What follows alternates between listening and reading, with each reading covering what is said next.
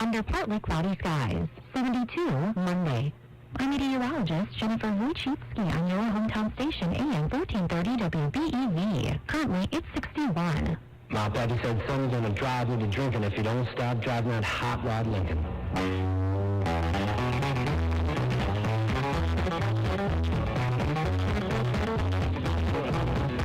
Have you heard the story of the hot rod race with the phones and left for 7 days? That story's true. I'm here to say I was driving that Monday. Probably the motor and the street souped up that Monday bike. Looked like a bus about 8 cylinders and used them all to cut overdrive. Just one start. With a 4-barrel car when it saw split over, you can really get lost by the tubes, but I ain't scared. The road's good, time's fair. About and April, one night, the moon and stars were shining bright. I was driving up Great Pine Hill, doesn't car, but they was standing still.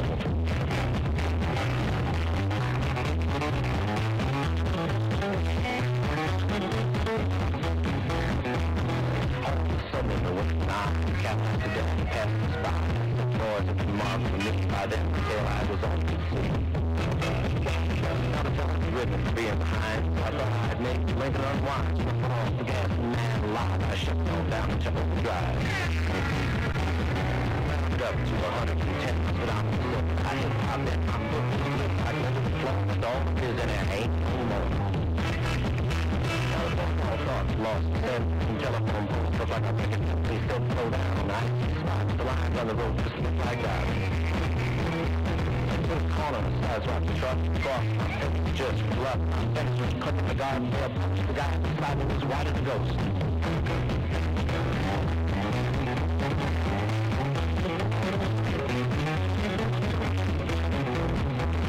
Focus coming from out of the back, dark being on that Cadillac.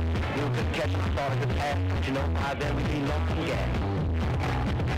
Red planes coming from out of the side, field station man wanna ride. Said, look out boys, got a license to fly. The cat pulled over and let us fly. Now all of a sudden she stopped, she knocked me down. Did she stop, rock, I looked in the mirror, red light was blinking, the cops was after my hot rod Lincoln. They arrested me and they put me in jail. I called my pack control, my band. He said, son, you're gonna drive me drinking if you don't stop driving that hot rod Lincoln.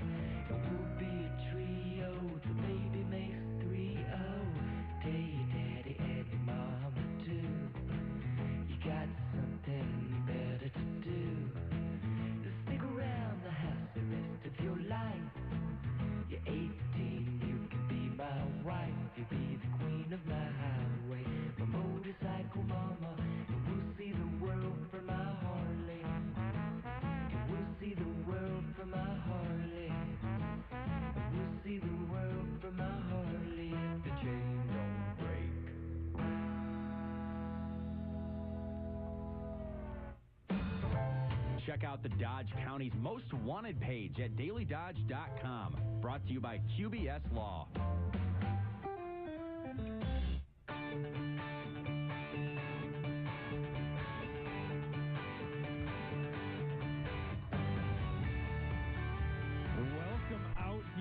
H.H. Durley's Athletic Field. I'm Tyler Lance, alongside me Tim Ladrin, bringing you Beaver Dam High School football here in Week 4 of action as Beaver Dam comes in 1-2 in the season, 0-1 in Badger North Conference play. And Tim, we a team in Mount Horeb, again, we talked about it last week, who goes up against the Waunakee squad, and they get shut out, and they're coming in angry. So it's going to be an interesting matchup here, and they got their star running back in the backfield this week, unlike last week against Waunakee. Yeah, Malik Winston returns and had a big game against us last season, and it's the same situation as last year when Waunakee hammered Mount Horeb. Mount Horeb comes back and plays Beaver Dam the next week, and so it's going to be an angry Mount Horeb team, you would think, tonight. And but it's a team from Mount Horeb that gives up a lot of points. 96 points in 3 weeks they've given up. Beaver Dam has an opportunity to put some points on the board tonight. Malik Winston, in 2 games so far this season, 40 carries with 265 yards. He's got 4 touchdowns. And this team isn't just a running game, as we've seen with Ethan Post in the past. Is 11 different receivers have had a reception on this season, and 4 of them have over 65 yards. So Post does know how to get the ball and spread it to his receivers. So it's going to be interesting to see how Beaver Dam tries to slow down this attack. Yeah, a team that, as you said, spreads the ball out. They're going to run that spread option. They're going to run the ball. They're going to throw it all over the place. A team that schematically looks a little bit like Watertown. Beaver Dam had some success against them. They don't have the size that Baraboo had last week, or even Watertown in Week 1, and it gives the Beaver Dam coaching staff some confidence coming in tonight and some hope that they can stop them on the offensive side.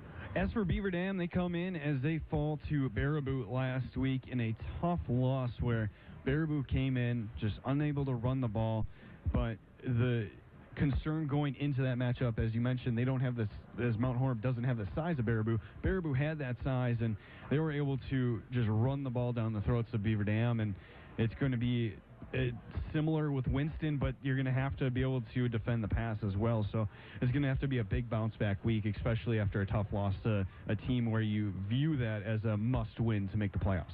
Yeah, and obviously good rushing attack with Winston, but maybe not quite the size up front, that offensive line where Beaver Dam can make some plays and try to get to the backfield and make Winston make a cut before he gets going. He's a tremendous athlete. If he gets some space and has some room, he can really do some serious damage, as we saw last year at Mount Horeb. Kendrick last week was able to be successful to an extent through the air, but did have 3 interceptions.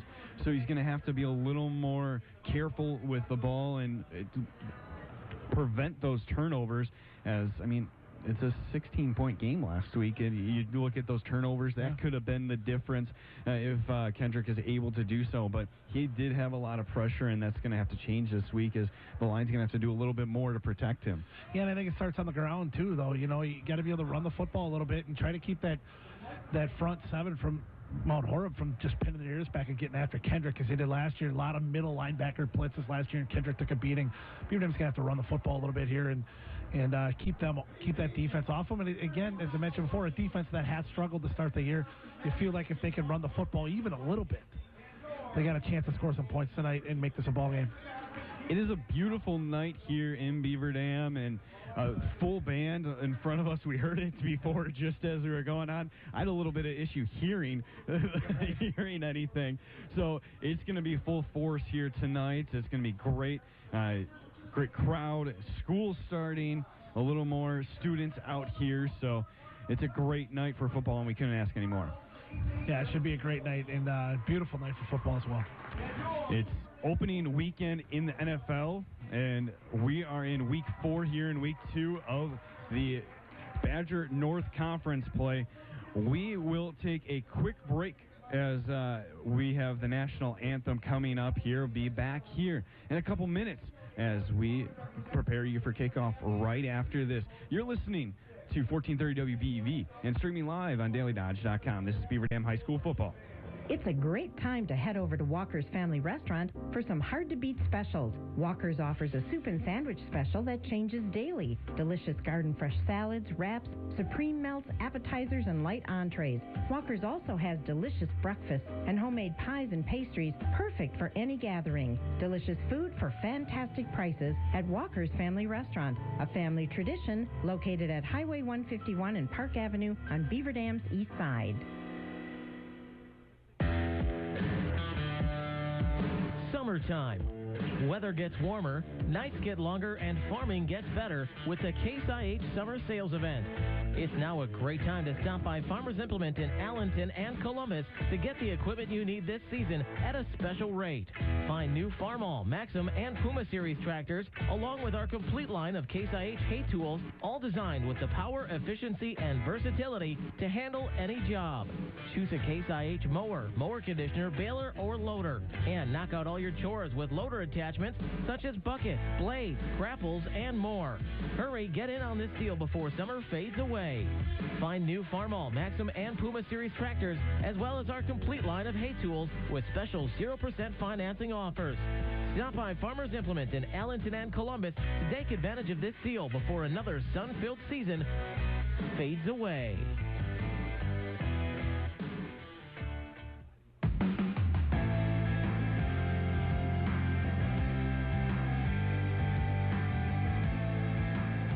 Welcome back here to H.A. Sterling Athletic Field. I'm Tyler Lance alongside Tim Ladron as we're bringing you this week's Beaver Dam High School football action as they take on Mount Horeb. And the Vikings as a tough matchup here. We'll go over here some other face-offs here in the Badger North as looking around this week. Portage taking on Baraboo, Sauk Prairie at Reedsburg. DeForest at Waunakee should be a good matchup and kind of seeing where DeForest is on this season.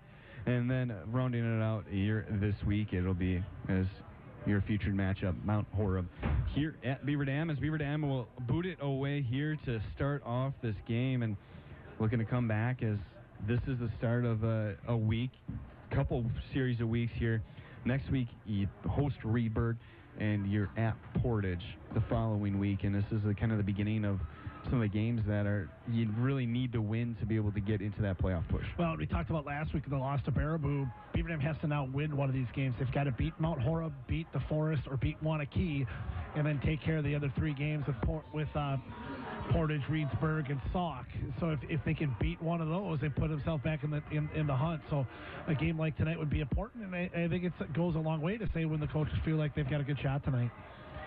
Back to return is Mount Horeb as Taylor Stobie back and in the lineup here for Beaver Dam. Neil Breaker not suited up tonight for the Golden Beavers, so he will not be on the field this week, but they do return Stobie and a huge addition back to that defense and offense as it's fielded at the 10-yard line, fielded by Mount Horeb. Charlie Fish comes up across to the 30. He spins, gets up to the 35, and is finally dragged out of bounds at the 40 of Mount Horeb, and that's where Mount Horeb will start their first offensive series, and this is where we'll get to see the spread offense for Mount Horeb, and we'll see what Beaver Dam is able to do to respond to it. Yeah, and I think, both teams coming off a sizable loss and a disappointing loss. Mount Horeb was hoping this is the year they can get Waunakee. They get smacked, and Beaver Dam obviously with the big loss at Baraboo. So I think early start for either team is really important to get off to that quick start and a quick score. Two receivers to the right, one to the left. Winston to the right of Post. Post drops back, looks downfield, has the pass on the seam, wide open in Beaver Dam territory, and falling down over the defender is Malcolm Reed, and he gets down to the 30-yard line of Beaver Dam, and that was just too easy for Post down the seam. Yeah, and obviously when you get a play like that early in the game, that was something that the coaches saw on film early on and take advantage of it right out of the gate. Two to the left, one to the right. Winston on the right hip of Post. Makes the handoff, pass right up the seam. This time to Tyler Dino, as Dino takes the pass up the middle. It'll be a second and short for Mount Horeb, and they continue to move. It'll be 2nd and 2 here for Post in this Mount Horeb offense. coming out, throwing the football. You're a little bit surprised with that. And we know Winston's coming off that knee injury. Maybe they're not going to limit his carries a little bit. To the right, one to the left. Winston takes the handoff this time, and he's brought down immediately. He's met in the backfield. A good job getting the pressure there was Andrew Rosado. Yeah, nice job to lock up Winston, getting him in the backfield early in his first play. Hey, Coach Kinsey told me something this week. He said Sam Strasser is leading the Badger North in tackles. That's incredible. 2 to the right, 1 to the left. A fake handoff to Winston. Play action, stepping up his post. He escapes the pressure, gets a first down, and then some 15 across up to the 10, and he's knocked out just short of the 10-yard line. He'll be marked out at the Beaver Dam 11, and it'll be 1st and 10 for the Vikings as they continue to move down the field with ease. Yeah, nice job of stepping up in the pocket. Colton Parson nearly had him, but a nice job by Post to get away. 3 receivers to the left, stacked on the far side as Winston on the left hip of Post. Fakes the handoff, a quick bubble screen left side, caught by the Vikings. End zone in sight, and easily in there is Caden Lee, the leading receiver for the Vikings. And we're no more than a minute and a half into this contest and 10:29 to go. And the Vikings take a 6-0 lead over Beaver Dam. Yeah, Mount Horeb gets off to that quick start that they wanted. That is Caden Lee's 6th touchdown catch of the year. And Caden Lee, the go-to guy for Post, but too easy for Mount Horeb as they will come out, and for the extra point on to kick it is Christian Perdisati, the lefty kicker. The hold good, the boot is up and through with ease, and Mount Horeb has a 7-0 lead here with a minute and a half into this matchup as there's a flag on the play here on the near sideline. We'll see what the call is. Both sides are holding up as Beaver Dam goes back to set for defense, and it was a false start. As you can hear the student section there. They moved over tonight because the band is here, so now they're right in front of us. It'll be a little fun tonight in here. So a false start is called on Mount Horeb as Benny the Jet, or Benny the Beaver. Benny the Jet, jeez. It's been a long day for you. I've been up since 11:30 p.m., so here I'm working through this as Beaver Dam was working through here to try to block or force a missed extra point as Perdisati boots it through even after the false start penalty against the Vikings. So it is still 7-0. Mount Horeb gets a quick lead over Beaver Dam. Be back with more Beaver Dam High School football right after this. You're listening to 1430 WBEV and streaming live on dailydodge.com. I love going to the dentist. Hi, this is Dr. Adam Forster from Columbus Family Dental. Our entire staff invites you to our kid-friendly dental clinic. We know how important it is to you and to your child how comfortable they feel going to the dentist. A pleasant, comfortable first dental visit helps build trust. Put your child at ease for future visits. At Columbus Family Dental, we love kids. Call us today at 623-5559 to set up your free kid-friendly consultation or visit us on the web at columbusfamilydental.com. At American Family Insurance, we believe that with the right support, any dream is possible. For auto, home, business, or life, contact us today. For details, contact Kevin Carnine, agent at Kevin Carnine Agency, LLC. Call 887-9700 or stop by 718 Park Avenue in Beaver Dam. American Family Mutual Insurance Company, SI. American Family Insurance Company. American Family Life Insurance Company, 6000 American Parkway, Madison, Wisconsin, 53783.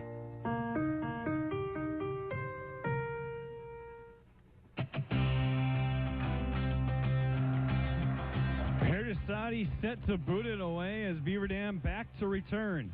It'll be fielded at the 5-yard line by Brown. Brown comes up, crosses the 20, up to the 25. He breaks through a couple tackles, but it finally corralled and brought down at the 29-yard line of Beaver Dam, and that's where the Golden Beavers will start their series. But a quick scoring drive there from Mount Horeb gives them a 7-0 lead. Yeah, too quick. 5 plays, 60 yards, only 1:21 off the clock. Ethan Post, 12-yard touchdown pass to Caden Lee. Perdisati's kick is good to make it 7-0 Mount Horeb. Beaver Dam football here brought to you by Surefire, Richards Insurance, American Bank, Landmark Credit Union, Walker's Restaurant, and Bayside Supper Club as Beaver Dam's offense gets their first series on the field as Jet looks to come back and get 7 of his own. One to the left, one to the right. Tight end on each side as Brown on the right hip of Jimenez. 1st and 10 on their own 29-yard line. Jimenez takes the snap, option here, keeps it himself, runs up 35, crosses the 40, dives forward, gets some more after the first down, and a good run there by Kendrick. Gets them up to their own 44-yard line, and that's a good start for this Beaver Dam offense who struggled with the run last week. Well, and I don't think they had a play like that all year against Mount Horeb, and Mount Horeb did exactly what they did last year. They brought middle linebackers right off the bat, and Kendrick splits it with that option look, and good pickup off the first down. 2 to the left and 1 to the right. Brown in the backfield. He takes a handoff, goes off left tackle, tries to come back inside, and he's brought down. It'll be a loss of 1 for Beaver Dam, and it'll be 2nd and 11 on their own 43. Yeah, James has had a tough time getting going. He's averaging just over 2 yards a carry, although we've seen his ability to have big plays, especially in the passing game. 2nd and 11 for Beaver Dam. 9:38 to go here in the first quarter. 1 to the left, 2 to the right. Brown to the right hip of Jimenez. Jimenez rolls out to his right, a quick pass to Lysis. Lysis cuts up midfield, crosses, gets enough for the first down, and he's brought down at the Mount Horeb 45-yard line. A good job there and a quick hitter there by Kendrick. Yeah, and, Kendrick's been successful through the air the last couple nights. I wouldn't be surprised if they take it to the air a whole bunch tonight and let the passing game set up the running game a little bit. Stacked receivers on the right, stacked on the left.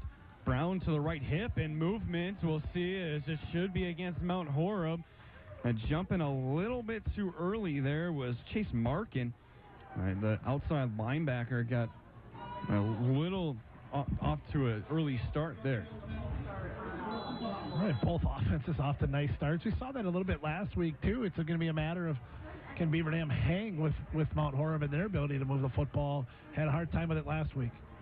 1st and 5 now for Beaver Dam on the 40 of Mount Horeb. The handoff goes to Brown. Brown cuts up across the 45. He's able to drag the defender with him. A gain of 2 there.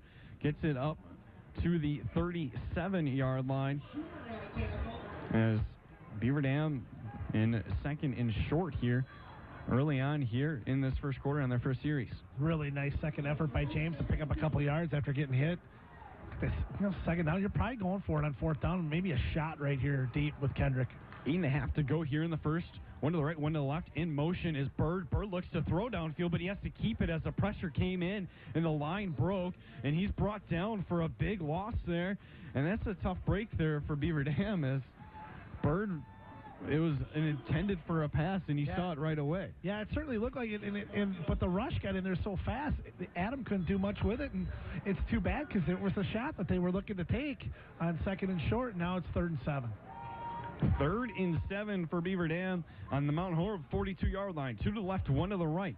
Parker, Lysis, and James Brown on the hips of Kendrick as Beaver Dam looks to convert here on a 3rd and long. In motion, Brown right to left. The handoff goes to Lysis right up the middle. He plows through, but he'll fall short of the first down marker. He got back the lost yardage there as he got up to about the 37-yard line of Mount Horeb, and this is 4-down territory for the Golden Beavers. Yeah, and I think that's why they ran that play is just get this a little bit shorter, and now they can run it or throw it. And nice pickup by Parker there. 4th and 3 here for Beaver Dam. 2 to the left, 1 to the right. Brown on the right hip of Jimenez. They reset the offense here as they'll get the play called in from the sideline. Brown will move to the left hip of Jimenez. A quick play action, a quick hitter on the far side. Finds Lysis, has open space, gets up to the 25, and he's brought out of bounds on more than enough for a first down. And Beaver Dam's offense, the passing game the last couple of weeks has been very effective here, and they continue that here this week. Well, this is doesn't look like the same Mount Horeb team we're used to. I mean, this is a team that, again, has given up 96 points in 3 games, and Beaver Dam, again, able to move the football. Got to finish this drive here. 6:55 here left in the first. 3 to the right, 1 to the left. Jimenez fakes the handoff to Brown as a quick hitter to Fletcher. Fletcher comes in as he just gets a couple yards. Fumbled the ball. We got it, though. I think we got it. As Beaver Dam is able to recover, and it'll be a quick gain of 4 there for Beaver Dam, and it'll be 2nd and 6 now. That's that same play they run to Boschert on the other side quite a bit. They tried Fletcher this time. Didn't quite have the same success, but it was well defended by Mount Horeb.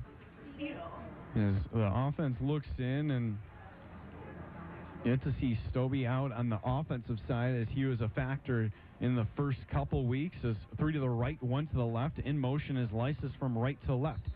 As a flag will be thrown there. I believe it's illegal motion, or false start there, as Lysis looked like he was moving forward. Yeah, you mentioned Stobie. I don't know. You may not see him maybe this week. I think he's probably more important for them on the defensive side, and I think they're pretty happy with some of the weapons they found on the offensive side. That maybe they don't have to use them quite as much, which was a big concern early in the year with the amount of guys they had playing 2 ways, and maybe a chance to keep Stobie a little more healthy. Now 2nd and 11 for Beaver Dam after the false start on the offense. 3 to the right, 1 to the left. Brown on the right hit the Jimenez. Jimenez drops back. Pressure comes immediately. He has to tuck. He gets it out just in time. It caught by Lysis, but Jimenez took a hit there as he's finally able to get up before the official comes over and has to take him out for a play, but no, the defender not touched at all on that pressure. You know, we mentioned it so many times, but I have never seen a quarterback get hit as many times and as hard as Kendrick does, and he keeps getting up. He just is a really, really tough kid. Mount Horeb leads 7-0 here on the Farmer Implement scoreboard as Jimenez rolls out to his right, pass to Fletcher off the tip of his fingers, and the 3rd and long is incomplete. It'll be 4th and 8 now for Beaver Dam as it's still 4-down territory just outside the range of Walters. And bad news, they see down on the bench, and Cole Heinzen's got a sling on his arm and injured in the first series. Starting corner for Beaver Dam, who's done a nice job this year, and it looks like he's likely going to be out for the rest of the game here.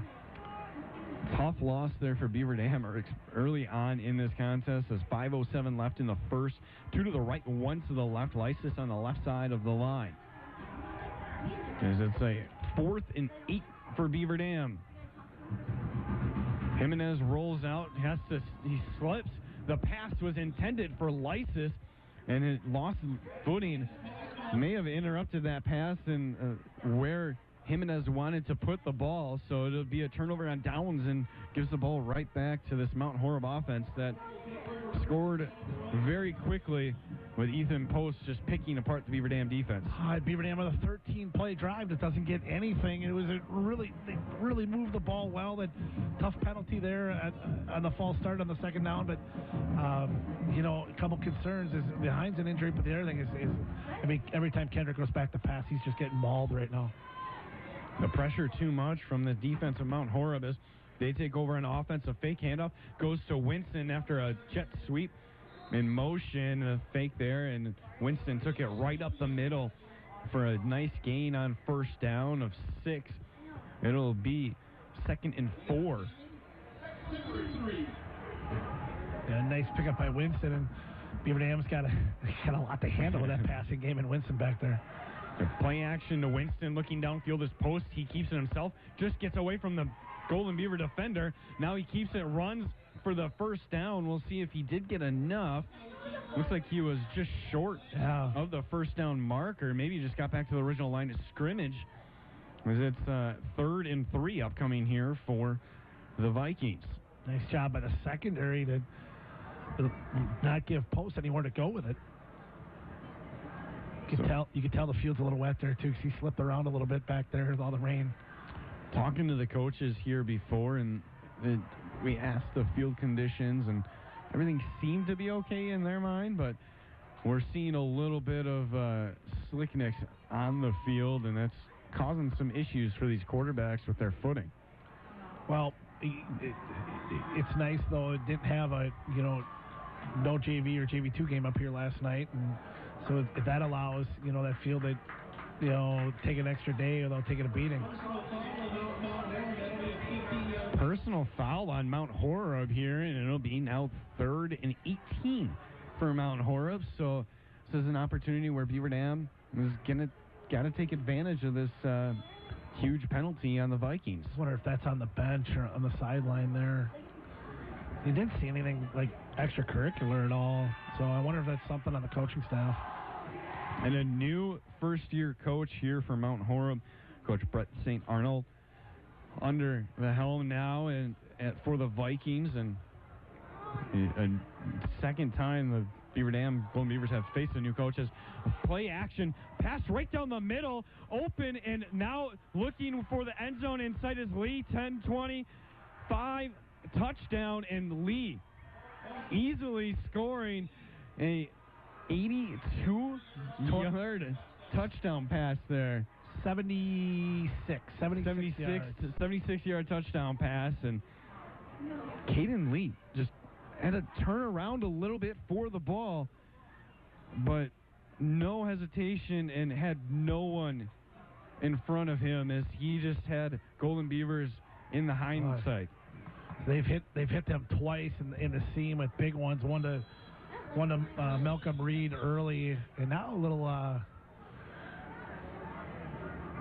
chicanery here. The extra point. I like this stuff. This, about 10, 12 years ago, every team ran something goofy where they put everybody on the outside and the right side of the line or something like that. And we'll see what the action here as the snap goes, a throw to the far side, up the middle for a 2-point conversion, and caught by Tyler Dino, in for the 2-point conversion, and Beaver Dam just not prepared for that there, and now Mount Horeb leads 15-0 over the Golden Beavers, and early on here, with 4:25 remaining here in the first quarter, Mount Horeb has a 15-0 lead. You're listening to Beaver Dam High School Football on 1430 WBV and streaming live on dailydodge.com. So, who are you? I'm the winter monster. You don't look or sound like a monster. That's 'cause it's nice right now, and you're not thinking of me much. But wait a while, I get bigger and bigger and more monster-like, believe you me. Brr! Yeah, so why are you here? I'm here to remind you that now is the time to call Surefire and get your furnace tuned up for winter. It won't be long before I'm big, ugly, and mean, and you'll want to be ready. Hi, this is Tom Schwartz from Surefire, and there's still time to take advantage of dealer and Focus on Energy rebates up to $1,975, or 60 months no-interest financing on select Lennox home comfort systems. Hurry, this offer ends soon. Upgrade to a Lennox now. Brr! That ain't much of a burr. Wait till November, Charlie. Be sure.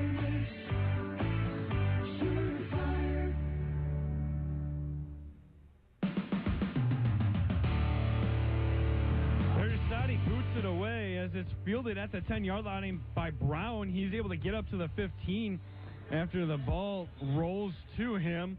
And a tough start here for Beaver Dam's offense. A long pass to Caden Lee. It's another score here for the Vikings. Yeah, the play goes 3 plays, 76 yards, 45 seconds off the clock. Ethan Post to Caden Lee. 84 yards I got.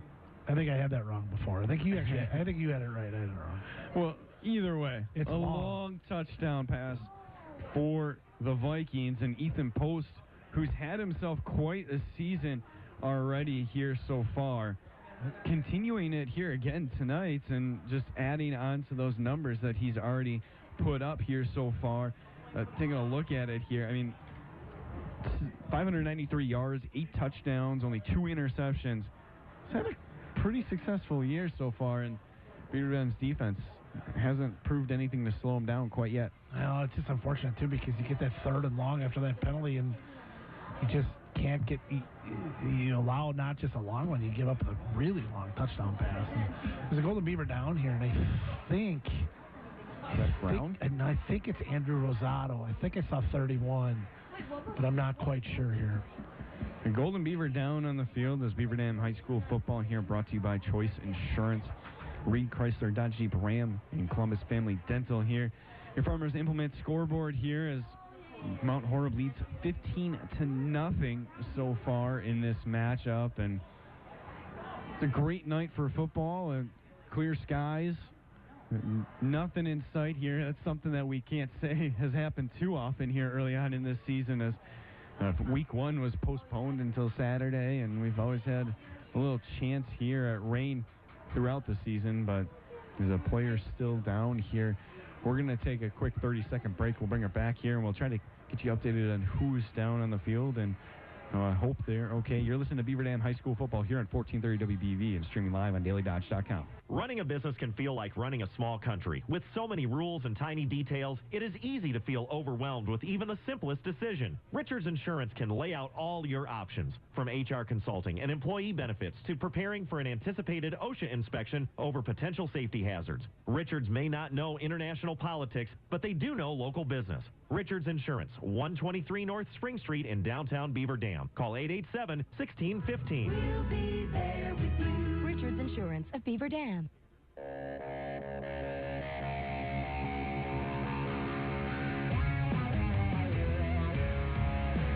Welcome back here to A.J. Sterling's Athletic Field, as it is Andrew Rosado who is being assisted over to the sideline, and you lose Heinzen in your corner, and you lose possibly your best linebacker out on the field in Rosado through injury here. Hopefully he is all right, as we'll keep you updated and any updates that we can see from the sideline here. Yeah, we mentioned, in the past, it's a team that can't afford to have many injuries, and starting to pile up here tonight. As Beaver Dam looks to get on the board here, they trail Mount Horeb 15-0 as the handoff goes to Brown up the middle, breaks a tackle, breaks 2, cuts up to the 20, 25, 30, 35, 40, crossing up to midfield, and he's dragged down now as a flag is thrown. A late one at that, as Brown takes it into Mount Horeb territory. He'll be marked down at the 46 of Mount Horeb, and a good run there by James Brown. It could be brought back a little bit, and it was in the area. It appeared of a holding, possibly. Otherwise, it could be. Might get a block in the back here down the sideline. It's way downfield. I mean, it was thrown, and Andrew was almost in midfield when that flag was thrown.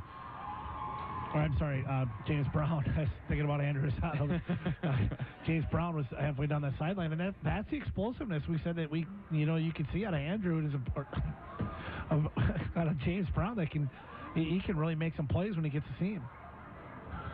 It's a sideline warning on Beaver Dam.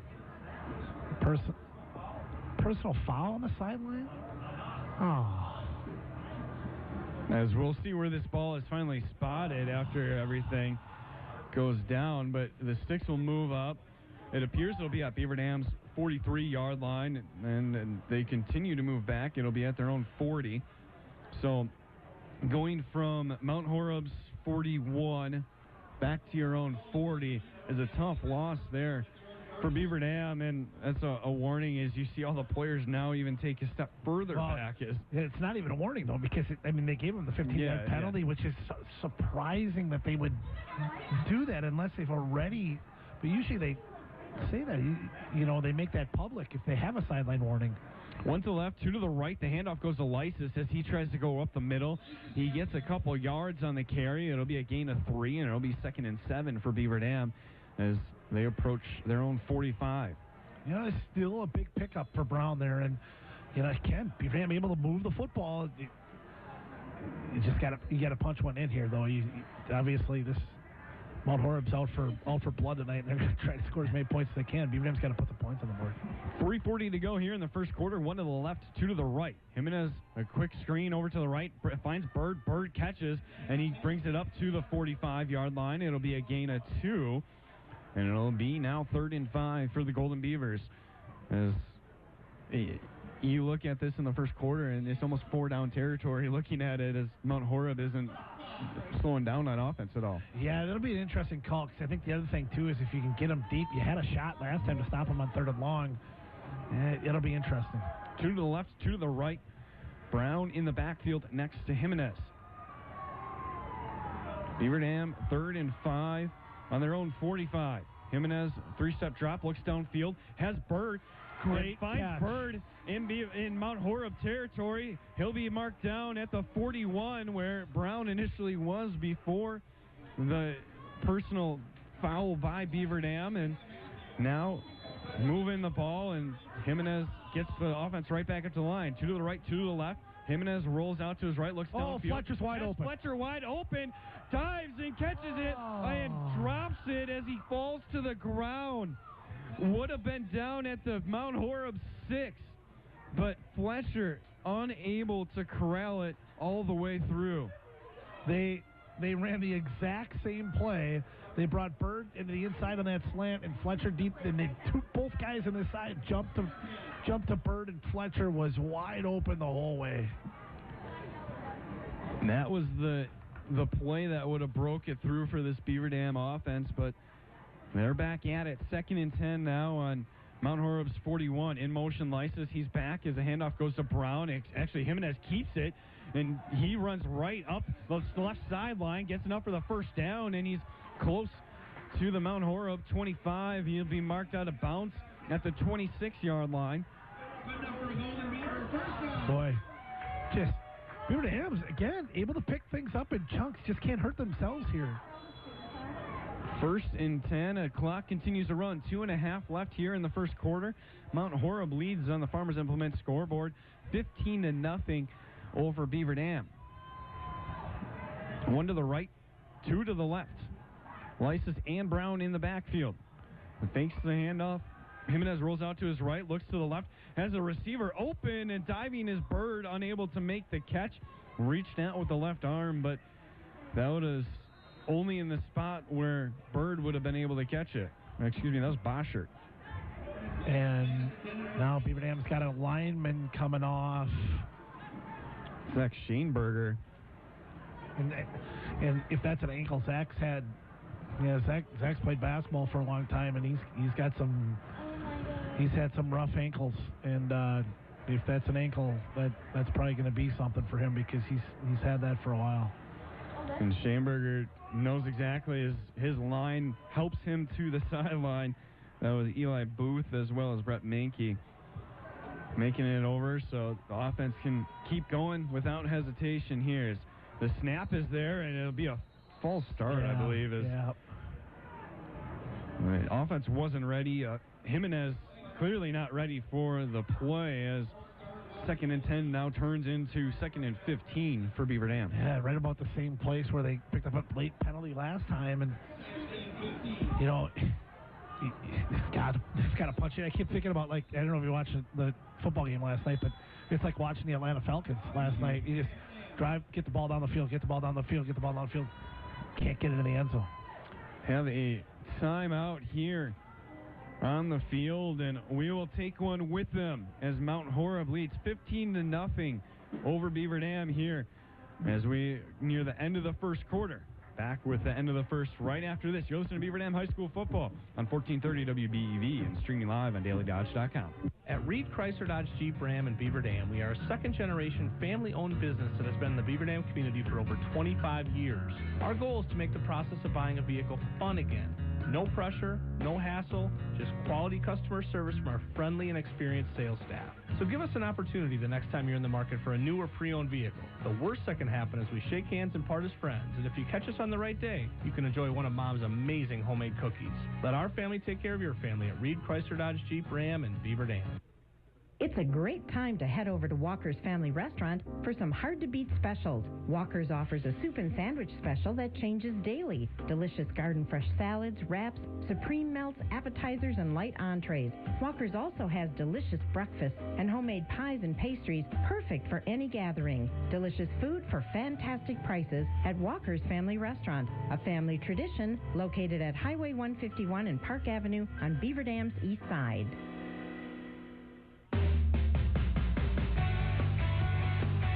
Jimenez takes a snap, rolls it out to the right, and a quick pass finds the receiver. And that was Stobie on the reception there in his first offensive play of the night. It was a quick gain of a few there. It's 3rd and 13 now for Beaver Dam. I'm Tyler Lance alongside me, Tim Ladrin, bringing you Beaver Dam High School football as Beaver Dam trails Mount Horeb 15-0 early on here as we're still in the first quarter with 1:35 remaining. 2 to the right, 1 to the left. Jimenez drops back, looks to his left. Pass tipped and nearly intercepted. Coming up behind there was Caden Lee, who's already had a couple touchdowns of his own tonight here on the offensive side. If he was able to make that interception, he would have had a third there first on the defensive side. Yeah, the problem now with that play, it's that quick little bubble that they throw, but it was Scheenberger that used to go out there and make that block, and now he's on the bench with an injury, so that might not have had the same success as we've seen in the past weeks. 4th and 13, 2 to the right, 1 to the left. Jimenez drops back, looks downfield, passes into the open space intended for Fletcher, it appears. And it'll be another turnover on downs where Beaver Dam was able to move the ball down the field, but unable to finish. And the equivalency was last night with the Falcons offense. Very similar, as you mentioned. You know, it's not even through the first quarter and well over 100 yards of offense for Beaver Dam so far, just unable to finish a job. And the problem is with that is you're facing an offense in Mount Horeb that is doing whatever they want right now, so it puts them in a pretty rough spot. As 1st and 10 for Mount Horeb as they lead 15-0 on the Farmers Implement scoreboard. 2 to the right, 1 to the left. The handoff goes to Winston off right tackle, but he's met immediately in the backfield, and he'll be brought down for a loss as they'll move back to their own 36-yard line, and it'll be 2nd and 12 for the Vikings.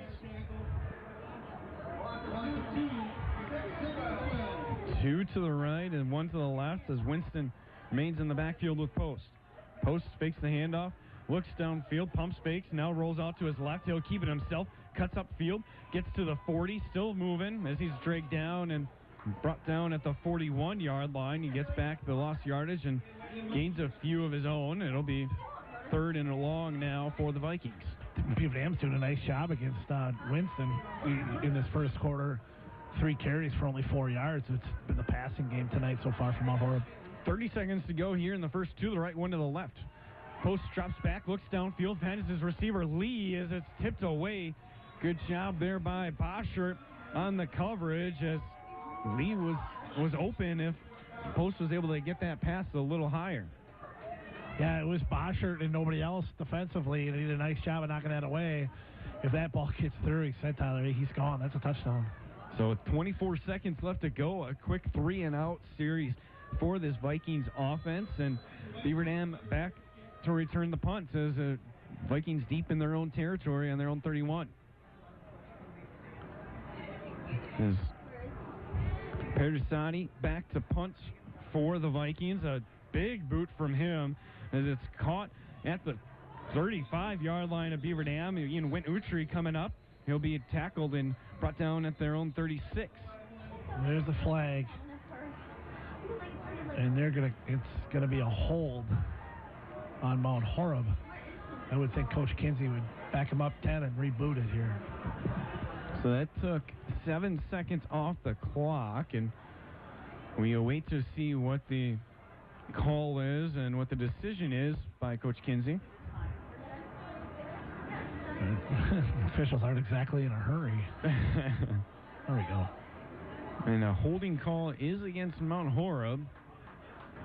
They're going to take it from the spot of the ball here. I think that's what that last little gesture was by the official. I think they might take it 10 from where it is, which would put them in great field position. And put them at their own 46-yard line, and an offense that Beaver Dam's been able to move it down. They've been close to the red zone, but that's where they've ended up struggling to convert after that. So we will see where the final marker is. They've yet to move the ball quite yet. Oh, maybe. I mean, what's going on? We are just as confused as everyone. They're finally moving the ball up here to the 46 of Beaver Dam, and that'll be 1st and 10 with 17 seconds, left here in the first quarter as Beaver Dam have a play or two here to get the offense going here at the end of the first as they trim Mount Horeb 15-0 early on in the first. Do we have Carter Reason in there, a quarterback? That is Jimenez as he hands it off to Brown, and Brown is brought down immediately, and good job there on the tackle.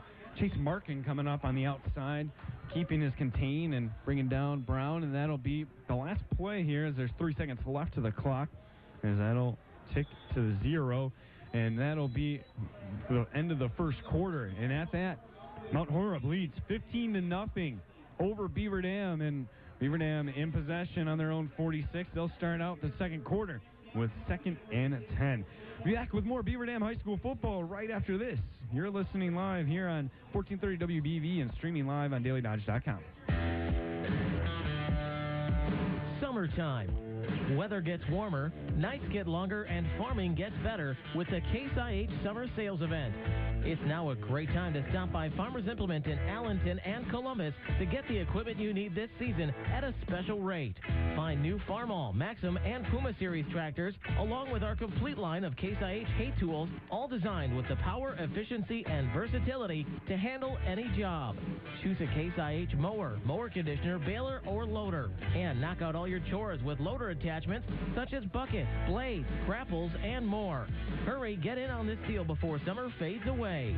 Find new Farmall, Maxim, and Puma Series tractors, as well as our complete line of hay tools with special 0% financing offers. Stop by Farmers Implement in Allenton and Columbus to take advantage of this deal before another sun-filled season fades away.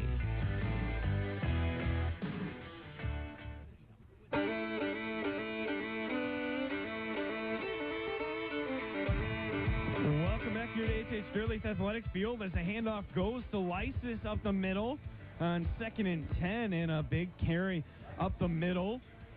It makes it 3rd and manageable for Beaver Dam. As there's a little bit of scare there.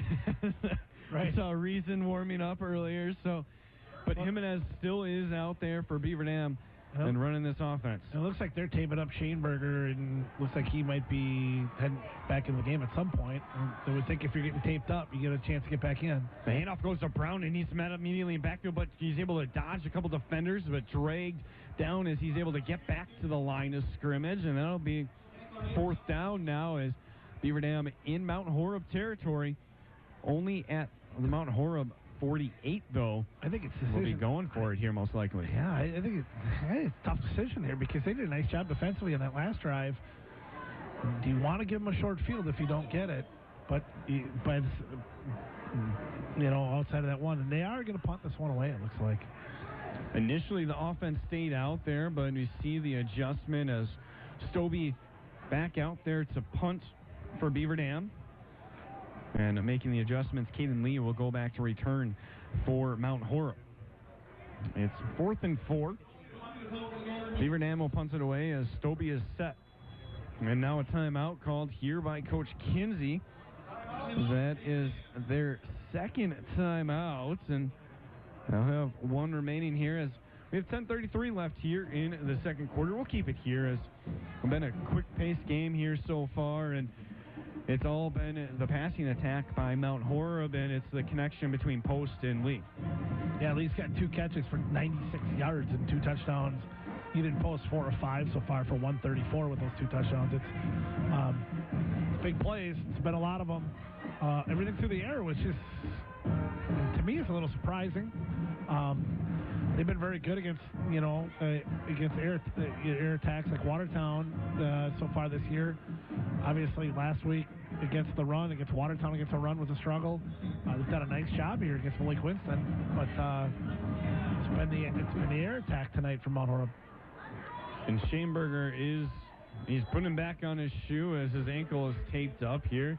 Looks to be all right, so we'll see if he goes back out on this next offensive series that Beaver Dam is able to get, but they'll set to punt it away here on 4th and 4 as Stobie takes the snap. He boots it away in a low and out of bounds immediately. We'll see where it's marked, and still moving forward is the far official. He's approaching Mount Horeb's 40, and it's about a 4-yard punt there for Beaver Dam.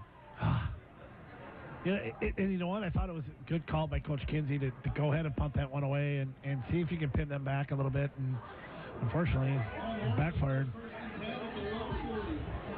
As Mount Horeb takes over on their own 40-yard line, and a good field position start for them as 2 to the left, 1 to the right. Winston in the backfield with post. Receiver in motion as the handoff goes to Winston. He goes off left tackle, tries to cut back inside, spins around, and dives forward for some additional yardage. It'll be a carry of about 7 there for Winston. That's the last thing Beaver Dam needs is to see Winston start getting chunks. I'm Tyler Lance alongside me, Tim Ladrin, bringing you Beaver Dam High School football here. 2nd and 4 as Post drops back, looks downfield, has his receiver up the middle is Malcolm Reed, and he gets up close to the 30-yard line. A flag is thrown near back by the 40. We'll see what it is as he's moved forward. As it'll be an offensive pass interference, it looks like, on Reed there. As the initial call there from the referee. And it appears to be so. So take away that yard, blocking the back. So after the catch, yeah, that would make sense because that's why they're marking it. It's still going to be a first down, and then they're going to give them the penalty yardage then. So it will still be a first for Mount Horeb as 1st and 10. On their own, on Beaver Dam's now 47-yard line. 2 to the right, 1 to the left. Handoff goes, kept by Post as it was intended for Winston, but he keeps himself as Stobie will drag back Post. He tried to rip that ball out of Post, but able to hold on is the Vikings, and it'll be 2nd and 8 now for Mount Horeb. Yeah, it looked like somebody was going to get that. You can see that from way up here. He's trying to get that ball, and Post did a nice job of hanging on to it. Nice job by Beaver Dam to wrap it up for 2 only. 2nd and 8. 1 to the right, 2 to the left. Winston to the left hip as Post will reset the play. As now with 9:08 left here in the second quarter, Mount Horeb still leads 15-0 over Beaver Dam. Play set. Winston now on the right hip as fakes the handoff, pass up the seam, caught up the middle by Dino. And he's brought down, enough for the first down as the sticks will move and up to the Beaver Dam 35-yard line. Tackled by Wet Utree there, but not before a first down there. First down catch there by Dino as 1 to the right, 2 to the left now as the offense continues for Mount Horeb. This time handed off to Winston, tries to go off left tackle, hesitates, now moves back to the middle of the field, and he's brought down. Good job there defensively. That's Ian Went-Utri coming up with a big play for Beaver Dam's defense. That was a great play by Ian. Winston got him the first time on that left side, but Ian stayed with it and got after him. And that was a big play there because he had some space on this right side. And a forced substitution for the Vikings as having a lineman for Mount Horeb having to come to the sideline, but they're set 2 to the left, 1 to the right. Winston, a handoff fake and a quick screen over to the Dino. Dino lowers his shoulder. He's still at the sideline, running him down. Finally marked out of bounds, and a flag is thrown late. It appears it'll be against Beaver Dam. It's a little bit of a frustration, maybe a late hit there, but the whistle wasn't blown till late, it appeared. Yeah, I don't know if it's... I didn't see the end of it as I was trying to pick up the yardage, but... well, we'll see. I mean, I don't know. Again, it happened on the other side from where we are, so it makes it tough to see that play anyway. I think you're right, though. I think it's on us. It is on Beaver Dam, so initially marked out of bounds at the 17 of Beaver Dam, and they'll move forward even more after the penalty, and a costly one for Beaver Dam. And it now moves Mount Horeb inside Beaver Dam's own 10-yard line. So with 8:06 remaining, Mount Horeb threatening to add on to their lead. It's already at 15. Needless to say, desperately need to stop here. 2 to the right, one to the left. Winston on the left hip as post 5-step drop. A quick screen pass to Winston. Has the end zone in sight. Easily untouched into the end zone and add another 6 to Mount Horeb as they now lead 21-0 over Beaver Dam. That was, you don't see a middle screen on the 4-yard line very often, but really well run and really well blocked by the Mount Horeb offensive line. As coming out to kick the extra point will be Pujasati, as it appears as of right now. As he moves out to the right side, his last attempt was a 2-point conversion eventually for the Vikings, as now the line will move over and they'll get set for the extra point. Looking to extend the lead to 22-0 over Beaver Dam, as a timeout is forced to be called there, and that's something that happens when you try to bring trickery into it. You run down the play clock, and it forces a timeout for the Vikings. And we'll keep it here as Beaver Dam football here, brought to you by Surefire, Richards Insurance, American Bank, Landmark Credit Union, Walker's Restaurant, Bayside Supper Club, Hometown Pharmacy, Choice Insurance, Reed Chrysler Dodge Jeep Ram, and Columbus Family Dental. And Tim, it's been a rough go here for the defense of Beaver Dam, and it's a little bit of a carryover effect as last week, but not in the run game, the pass game, where you're seeing the effect of losing Heinzen early on. Yeah, and it's odd because last week you felt like, boy, this is just demoralizing. You know, this week you feel like we could score because we've been able to move the football. It just haven't been able to get it in there, and then you sort of and down 3 scores here, but I don't know. You still feel, I do. I feel like they're still in the game. They've obviously got to make some plays here, but Mount Horeb's offense has been awfully good. It's scary to think they were shut out last week by Wanakee. The hold good, the boot by Pujasati is up and through, and the extra point is good as Mount Horeb extends their lead to 22-0 over Beaver Dam. Back with more Beaver Dam High School football right after this. You're listening to 1430 WBEV and streaming live on DailyDodge.com. The prices are falling at Lidke Motors during our Lincoln Certified Sales Event. All of our Lincoln Certified vehicles are on sale with financing as low as 1.9% for up to 48 months. Every Lincoln Certified vehicle comes with a 200-point inspection by Lidke Motors Certified Technicians, a 6-year or 100,000-mile comprehensive warranty, and a 24-month maintenance package. And all are backed by the Lincoln Motor Company. We have a great selection of Lincoln MKCs, MKXs, and MKZs, and finance rates as low as 1.9% for up to 48 months at Lidke Motors. Remember, if it's not certified, it's just used.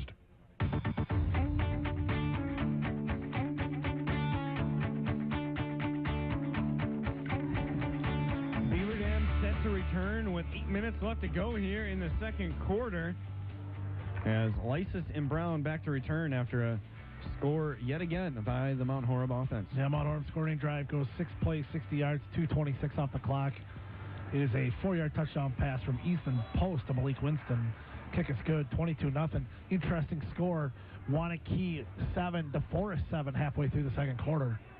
I think that's one of the few times, maybe besides the state championship game, that Wanakee has seen an even score, as Brown has to backpedal, catches it at the 5-yard line, crosses up to the 20, and he's 25, met by the Vikings, and he's able to fall forward to the 29-yard line, and it'll be where Beaver Dam will start their next offensive series. It's pretty odd to say in the second week of the conference season that you could pretty much call that game the conference championship game, but I think I'm pretty safe in saying that you can call that game the conference championship game. Yeah, after what Wanakee was able to do to Mount Horeb last week, 46-0. It's a pretty clear statement in what Wanakee is. Yeah. Yeah, no question. And give credit to the Forest, because I think they lost their opener and have bounced back well. They lost to Oregon, I believe, in their opener. We'll keep you up to date with scores across the Badger North as the night goes on, as one to the right, two to the left. Fakes the handoff, a bubble screen over to Boschert. Boschert catches, moves up to the 40, 45, pushed out of bounds short of midfield. And a good, quick pass again from Jimenez, and a good job by this Beaver Dam offense early on in this series, continuing the emphasis on the quick passes and the quick runs. And that time it was Eli Booth who got out there and made that block that Shaneberger usually makes on that play, and he got out there and made a nice one. Shaneberger is back out there for Beaver Dam's offensive line, as keep you a look on him and see how he moves as one to the right, to the left, as Jimenez looks downfield for Boschert, but throws it and must have slipped out of his hand there as pass was short, intended for Boschert, and now it'll be 2nd and 10 on Beaver Dam's own 49-yard line. That's that play to Boschert that's been so successful. And at some point, they're going to have to probably throw a little wrinkle in there and send somebody deep at some point off of that. They've hit that for a long one, I think, every week. Looking for that big play yet again here tonight, as one to the right, two to the left. In motion is Bird from left to right. He's now set as it has a handoff to Brown up the middle. He's dragged down by the jersey, just by the hand. That was Max Ollinger on the grasp there, able to hold Brown from getting any possible breakthrough on that defensive front. Yeah, that was one of those that it can look like a face mask or even like a horse collar tackle, but it just dragged him by his jersey. As 3rd and 6 here for Beaver Dam, is 2 to the right, 1 to the left. Brown on the right hip of Jimenez. Lysis in motion left to right to the line. Jimenez rolls out to his right. Looks for the pass intended for Fletcher, but Fletcher blocking downfield. A flag is thrown. We'll see what the flag is as Bird is clapping his hands, and it appears it'll be against Mount Horeb.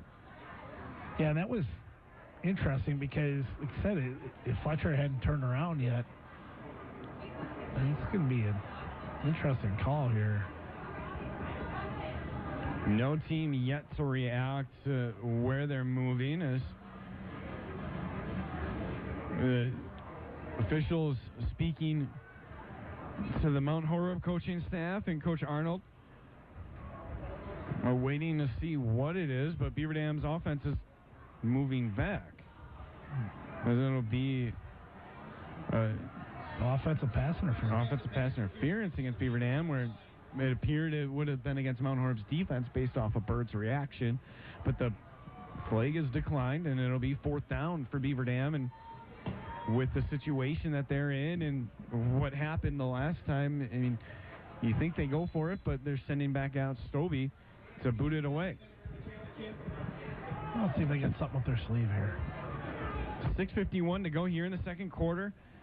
Stovey takes the snap, he boots it away and nearly blocked, but a good punt as it bounces inside the 20, fielded by Lee, brings it up to the 20, crosses back over to the right hash as a flag is thrown. A heck of a throw there from the far judge on the flag. Well, the interesting thing is, it was plain as day, and I think it was on Broden Boschert who got blocked, but it happened right in front of the near side judge here, and the far side judge threw it from all the way across. It was so obvious that the guy didn't call it over here. He's going to challenge Post for quarterback of the game with that throw, but we'll see what the flag is, as it'll move back. This Mount Horeb offense, and initially marked down at about the 21-yard line. It'll move them back near towards their own 10, and it'll be on their own 11 that the Vikings will start off this offensive series, but field position hasn't been an issue as Mount Horeb's been able to get that big play and been able to move it pretty efficiently. Yeah, and when you can make big plays like that, like I said, Tyler, if you can make those plays, field position essentially doesn't matter. As Mount Horeb set to go here in the second quarter, 6:38 remaining. 2 to the left, 1 to the right. Looking downfield, Post has Lee wide open. Midfield, end zone in sight, 30, 20, 10. Touchdown, Vikings, and Lee with his 3rd touchdown on the night. No one in sight for this Beaver Dam defense, and Lee, all he had to do was make the catch. Well, unfortunately, we were right. I mean, 89, he started at the 11. He got him in great field position here, and it's a one play and it's a shot. Wow. And it's been the pass up the seam this whole night that Mount Horeb has exposed with this defense. Yeah, you're right. How's 3 catches for 185 and 3 touchdowns? I think that's Player of the Week nominee. That is what Caden Lee is looking at right now. Peter Stassi with the extra point. As that extends the lead now for Mount Horeb, 29-0, and we still have 6:28 left here to go in the second quarter. Back with more Beaver Dam High School football right after this. You're listening to 1430 WBEV and streaming live on DailyDodge.com. Without your teeth, you couldn't eat, smile confidently, or talk clearly. Hi, this is Dr. Adam Forster. At Columbus Family Dental, we promise to provide you with exceptional care as we enhance the natural beauty of your smile. Our entire team wants to invite you to a stress-free dental experience. Whether your dental needs are a complete exam and x-rays, a full mouth restoration, or anything in between, call us today at 623-5559 to set up your free consultation, or visit us on the web at columbusfamilydental.com. If it's time for new windows, it's time to go first class with Double Hung Windows by Lindsay at Hometown Glass and Improvement in Beaver Dam. Pinnacle windows from Lindsay have much to offer. 4 layers of weather strip in the head of each window to prevent air from entering or exiting. Over 45 feet of mold-resistant weather strip on an average window. For your new windows, call the experts at Hometown Glass of Beaver Dam. On the web at hometownglass.com.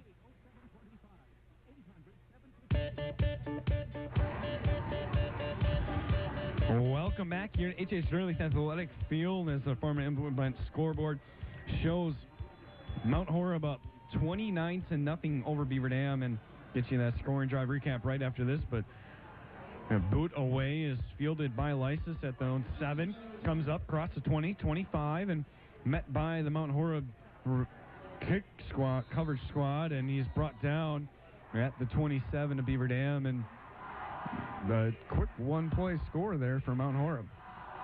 It's a one-play, 89-yard drive, 10 seconds off the clock. Ethan Post to Caden Lee for 89 yards. Third time they've connected tonight for a touchdown. Kick is good, 29-0.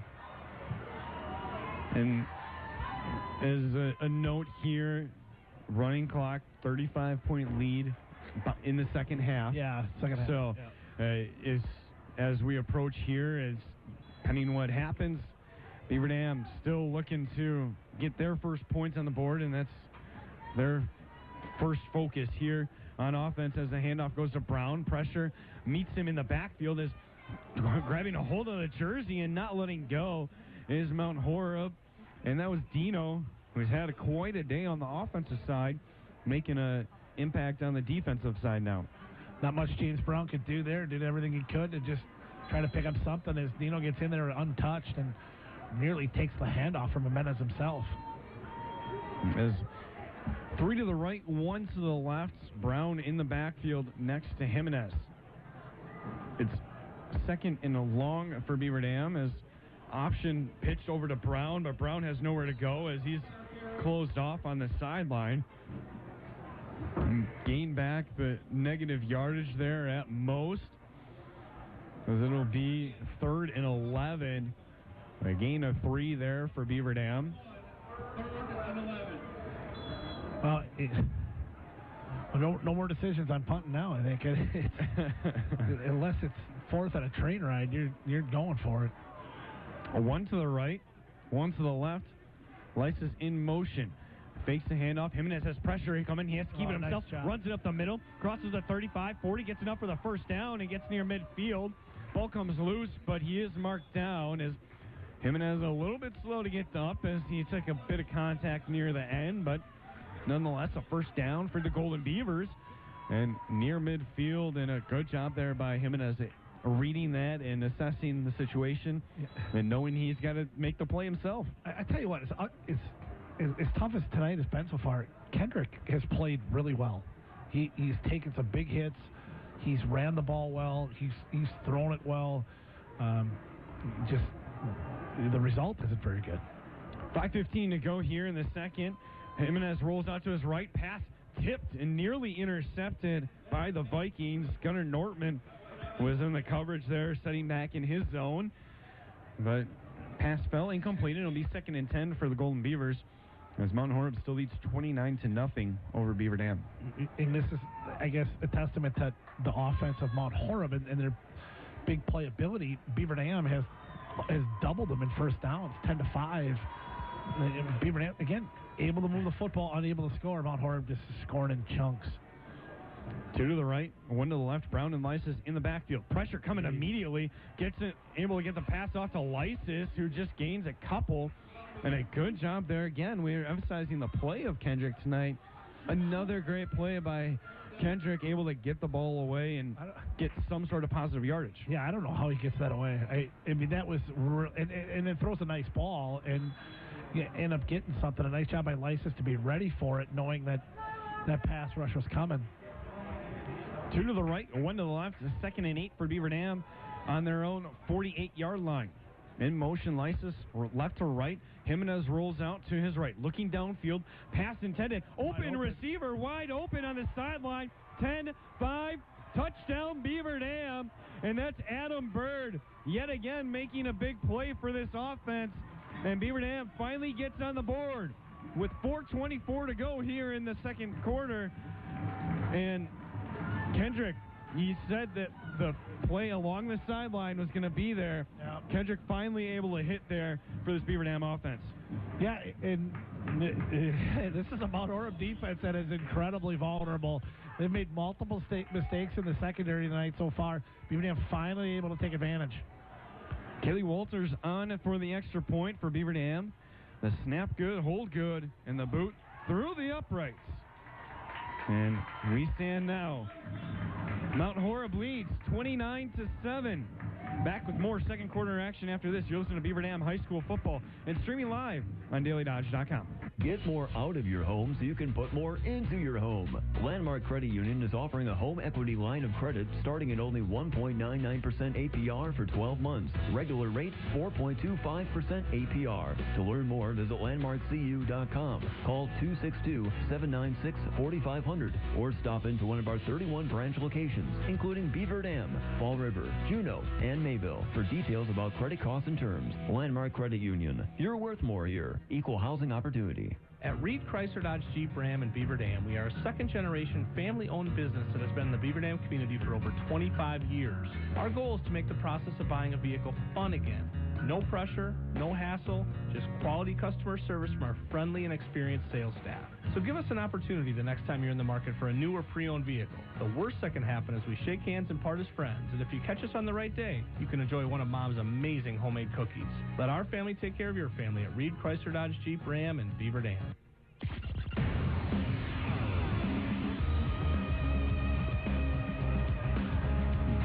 Here at H.H. Sterling's Athletic Field, I'm Tyler Lance alongside me, Tim Ladrin, bringing you Beaver Dam High School football on the Farmers Implement scoreboard.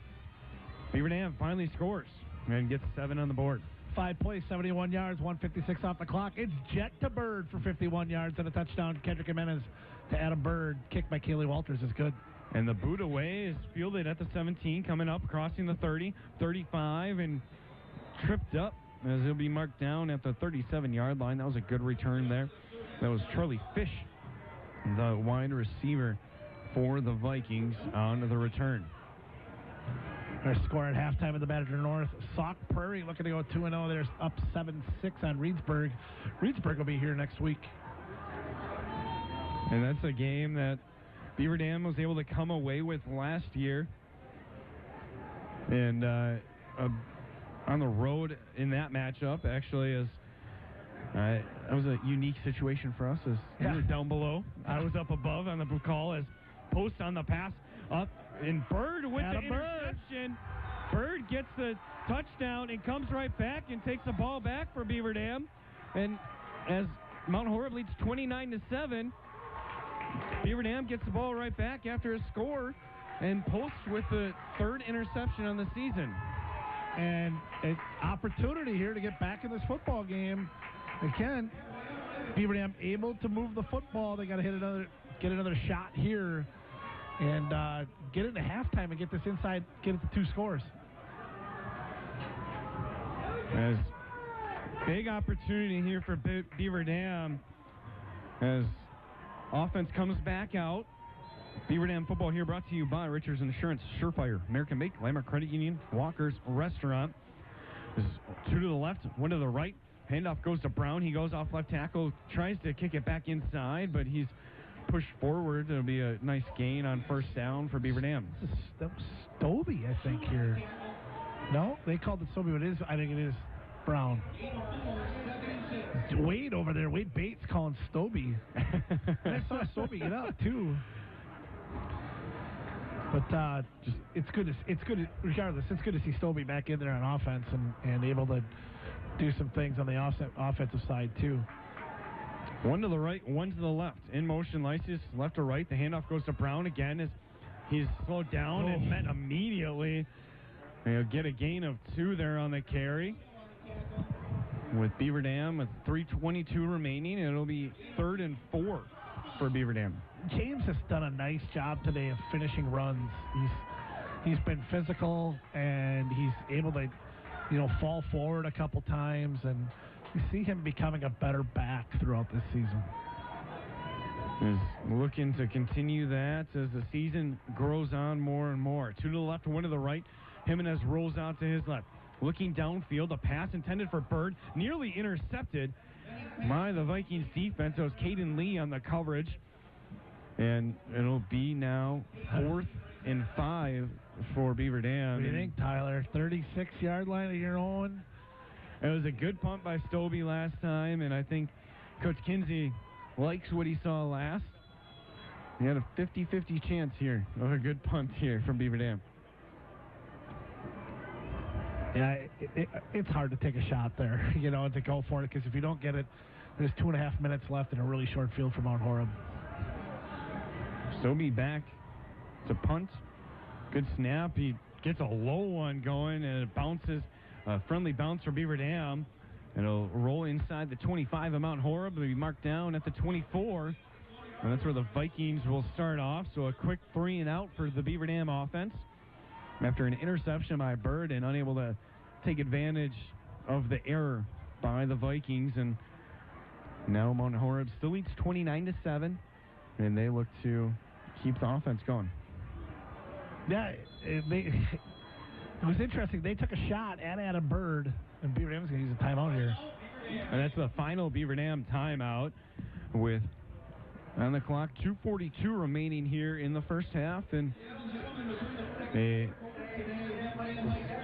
back and forth with this Beaver Dam offense, able to move it down the field, unable to finish the drives as Mount Horeb has been consistent and been able to finish their drives. I think it was, I was saying before, I think it's interesting that they went after Adam Bird because, on the play, he scores the touchdown on the play before on the long pass, and I thought maybe they're trying to catch a worn down kid in the secondary, and Adam just makes a great play and gets that interception there too. Unfortunately, Beaver Dam unable to capitalize, but really, really nice sequence of events for Adam Bird. And an update here, Rosado is on crutches on the sideline. Schoenberger back in this game as he's been in on the last few offensive series. So a couple injury updates there for the Golden Beavers, but Mount Horeb taking over here 1st and 10 on their own 24. 2 to the left, 1 to the right.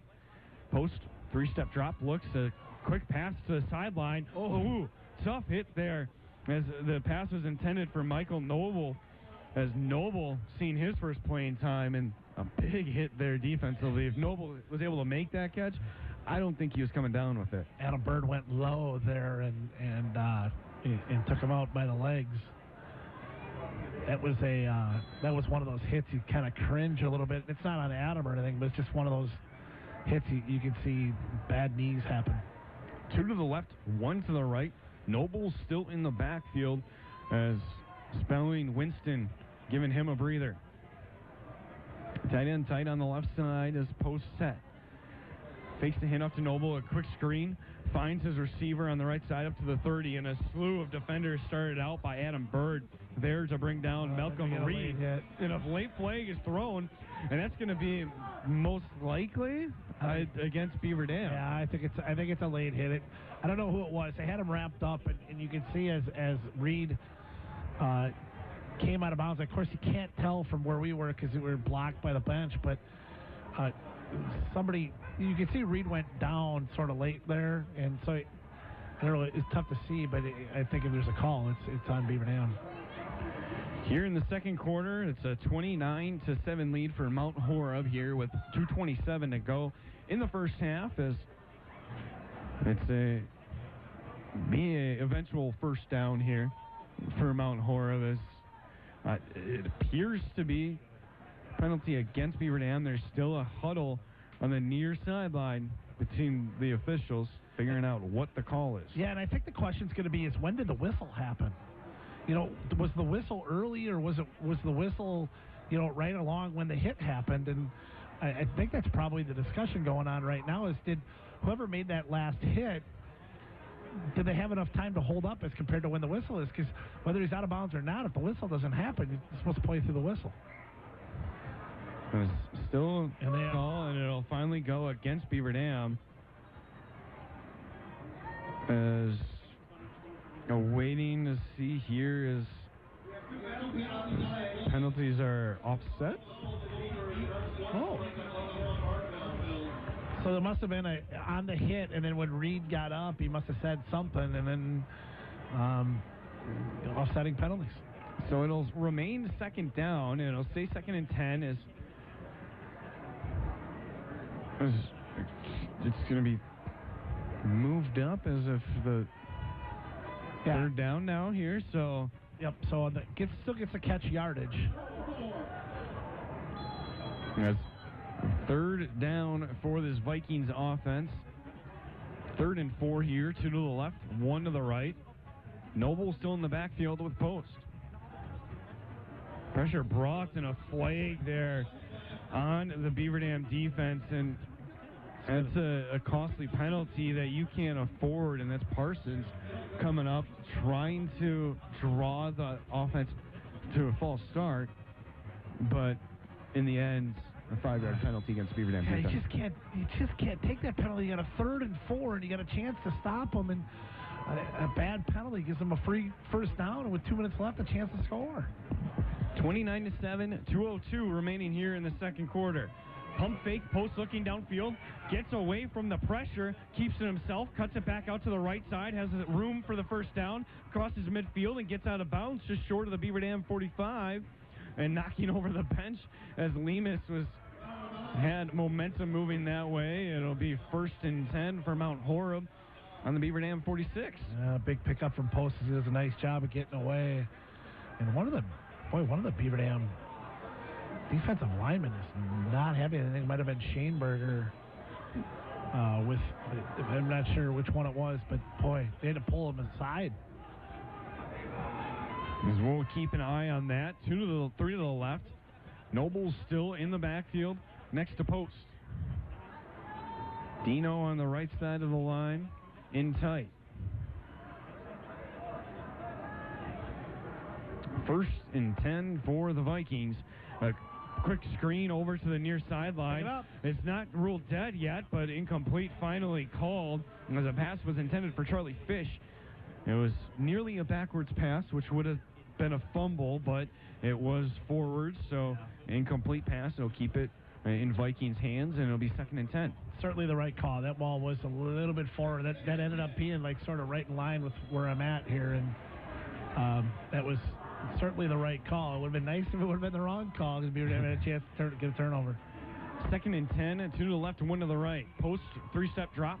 Looks out, still standing, still. Flag is thrown. It'll be a holding against the Vikings, but Post gets it away. Intercepted by Beaver Dam, so the penalty won't matter, and it'll be Golden Beavers football in here with 1:31 remaining here in the second quarter. Let's see who got the pick. It's hard to see over on that side. Still unable to tell. It may have been Ian Utri who's getting a little slap on the helmet. I don't know if it was Ian or if it was... Could have been Stonewall. Might have been Broden Boschert over there, maybe. Yeah, it looks like Coach White's giving a couple slaps in the head, so I guess I would put my money on Boschert over there. So, either way, big play because the holding call and then it's sort of a careless pass. Mm-hmm. We haven't seen that much by post. And Beaver Dam take advantage here. Essentially a free play for the Beaver Dam defense. They take advantage. And the second interception of the night for the Golden Beavers. And taking advantage of post mistakes. To the left, a quick screen high over the head of Boschert, who, even with a jump, unable to make the catch. As it'll be 2nd and 10 on Beaver Dam's own 41-yard line. Kendrick, amongst the other things he's going to have to ice tonight when he gets home, his shoulder. He's already thrown 21 passes. We're not even to halftime yet. 29-7, a minute 27 to go here in the second quarter. Beaver Dam trails Mount Horeb. 2 to the left, 1 to the right. Brown in the backfield next to Jimenez.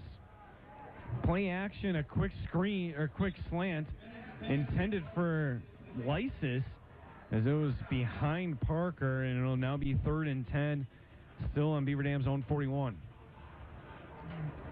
Now you got to think about what you're going to do here with this third down play, because you're going to run something where Mount Horeb's forced to use a timeout, or you're going to take a couple shots.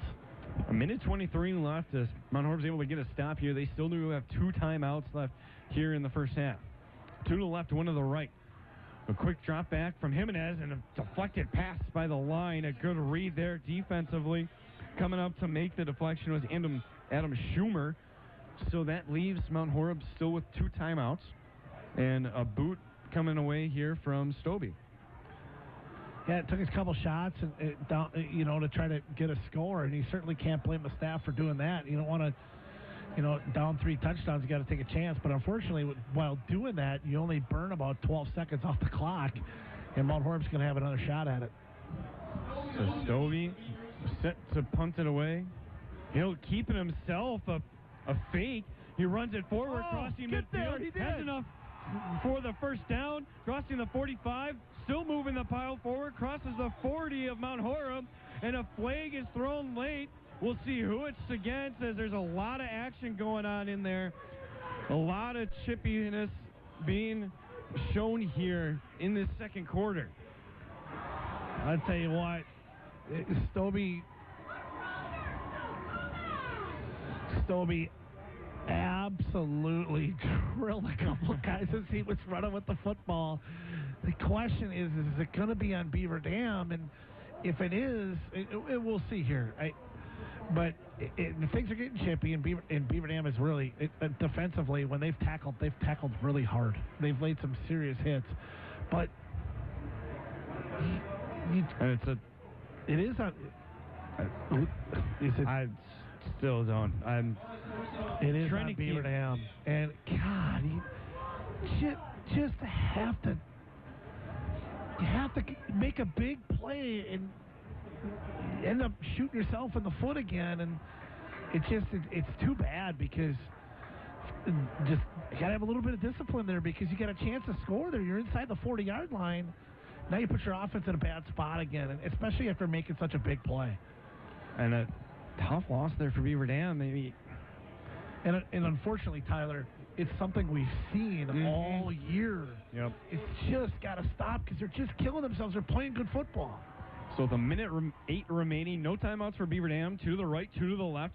Jimenez has Brown to his left hip as Beaver Dam trails 29-7 on your Farmers Implement scoreboard. 1st and 10 for Beaver Dam as Jimenez drops back, looks downfield, has a receiver open on the sideline. That's Bird who tries to go up.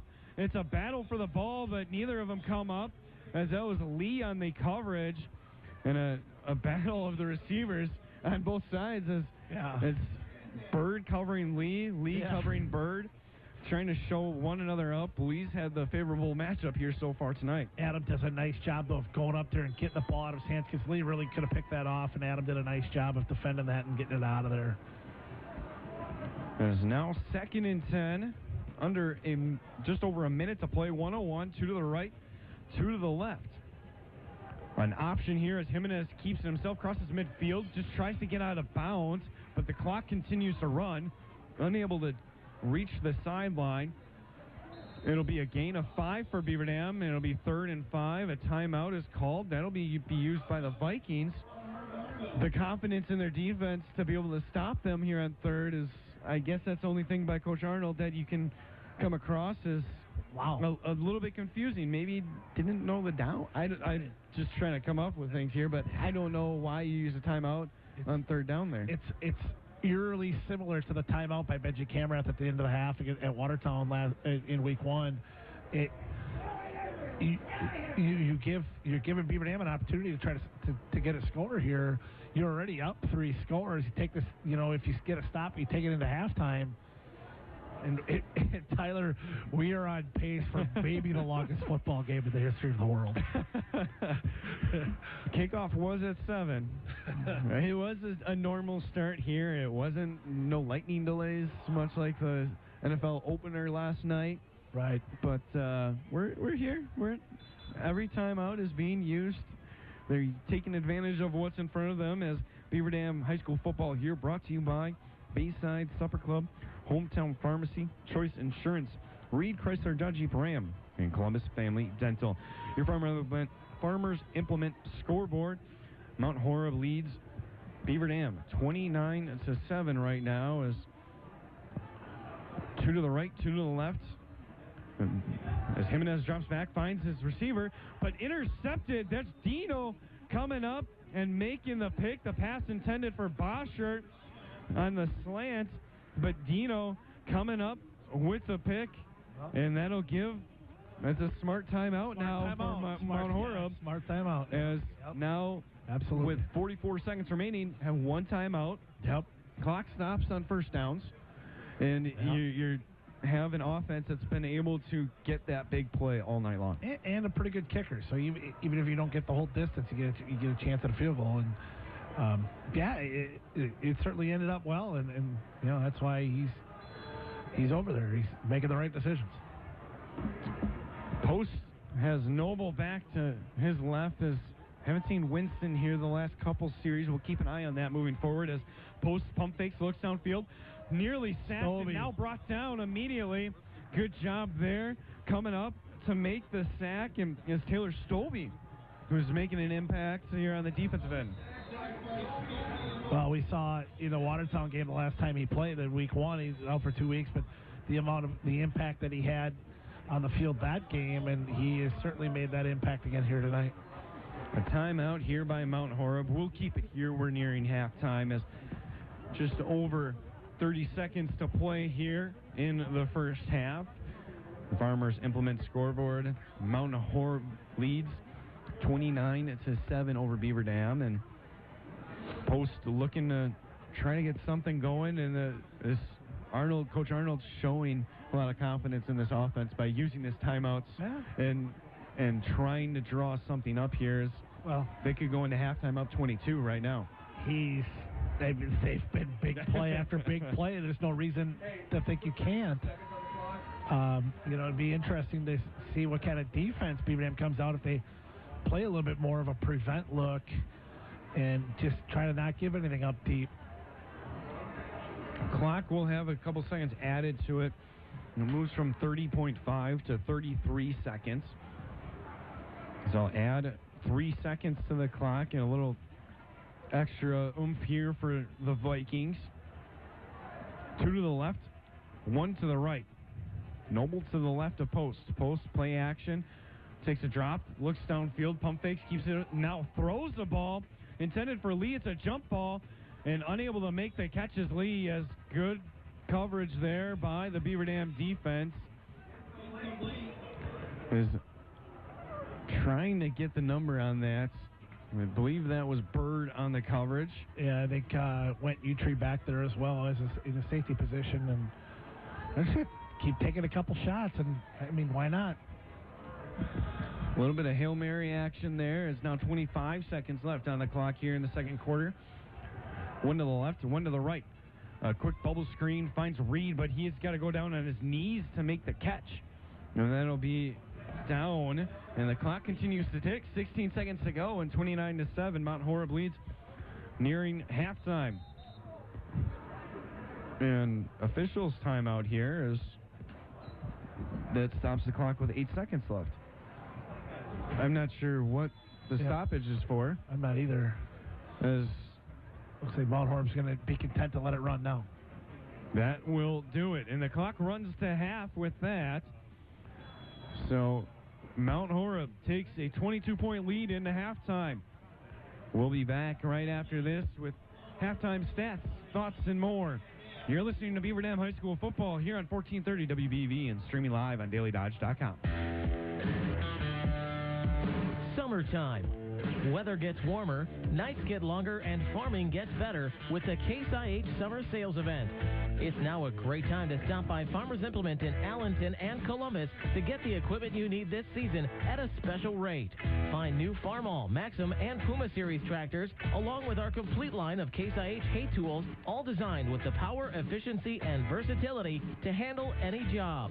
Choose a Case IH mower, mower conditioner, baler, or loader, and knock out all your chores with loader attachments such as buckets, blades, grapples, and more. Hurry, get in on this deal before summer fades away. Find new Farmall, Maxim, and Puma Series tractors, as well as our complete line of hay tools with special 0% financing offers. Stop by Farmers Implement in Allenton and Columbus to take advantage of this deal before another sun-filled season fades away. Look around. This book, this meal, this lamp, this world is made of dreams. So when people say American Family Insurance protects things, we shake our head no. Because we protect this, and everyone's dream is worth protecting. Insure carefully, dream fearlessly. American Family Insurance. I'm a dreamer. For details, contact Kevin Carnine, agent at Kevin Carnine Agency, LLC. Call 887-9700 or stop by 718 Park Avenue in Beaver Dam. American Family Mutual Insurance Company, SI, and its operating company, 6000 American Parkway, Madison, Wisconsin. Is your lawn in peril? It's time for the Lawn Ranger. For yard cleanup and lawn care, it's Vitz's Lawn Care to the rescue. They specialize in rolling, aeration, thatching, fertilizing, weed control, shrub trimming, mowing, edging, lawn repair, and new lawns. They also clean rain gutters, sweep parking lots, do power washing, and even install leaf-proof rain gutters. The Lawn Ranger. Vitz's Lawn Care. Call them toll-free at 877-885-4970. Hi-Yo Lawn Care. Away! The Lawn Ranger. The Bayside Supper Club is your wedding and banquet headquarters and can accommodate parties from 10 to 500. Every Friday, enjoy Bayside's famous chicken and seafood buffet with all of the trimmings featuring perch, beer-battered cod, baked Alaskan whitefish, jumbo fantail shrimp, roasted chicken, crab Alfredo, and more, served 4 to 9 p.m. for just $12.99. Their Sunday brunch is served every Sunday from 10:30 a.m. to 2 p.m.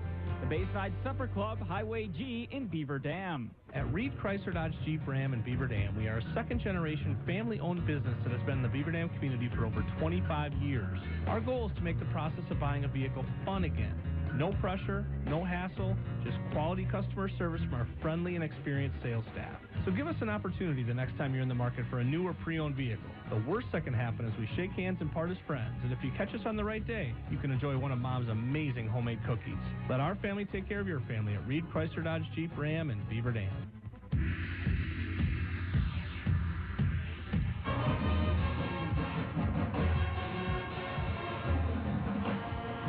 Welcome back here to H.H. Sturley's Athletic Field as we try to get our ears here. Yeah, right. The band blaring. The brass is loud and clear here at H.H. Sturley's. I'm Tyler Lance, alongside me Tim Ladrin, as we're bringing you this halftime report.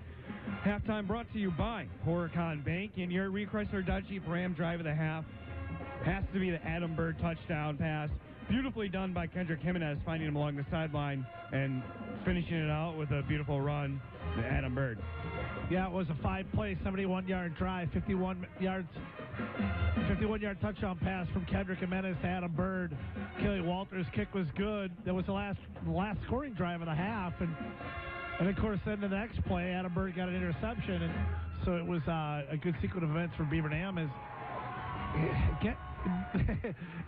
It's the most exciting 29-7 football game at halftime I've seen in a long time. It's Beaver Dam's. It just feels like they're right in the football game.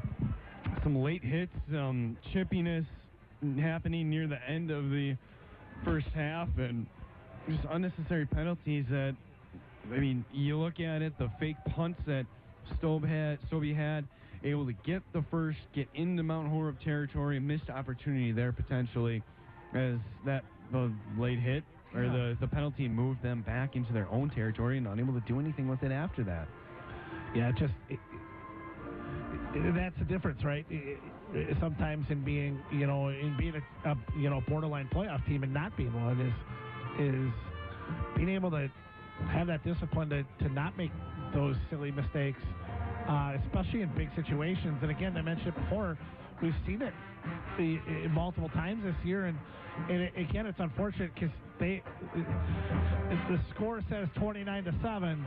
But in general, Beaver Dam's played pretty well and has played right with Mount Horeb for the most part, just unable to punch it in. The band loud and clear. Yeah. Here tonight, if you can't hear them, you can probably, it's much like the announcer last week at Baraboo. You can hear them across the city as Beaver Dam's brass loud and clear here tonight, and putting on a great show here at halftime as Beaver Dam High School football here, brought to you by Surefire, Richards Insurance, American Bank, Landmark Credit Union, and Walker's Restaurant, Bayside Supper Club, Hometown Pharmacy, Choice Insurance, Reed Chrysler Dodge Jeep Ram, Columbus Family Dental, as we have a beautiful band here and a little more coming up here in halftime, as we'll get your thoughts as another 10 minutes here as Beaver Dam looking to get that second half kickoff and get it rolling here. As come back with more right after this. You listen to Beaver Dam High School Football Halftime Report here on 1430 WBEV and streaming live on dailydodge.com.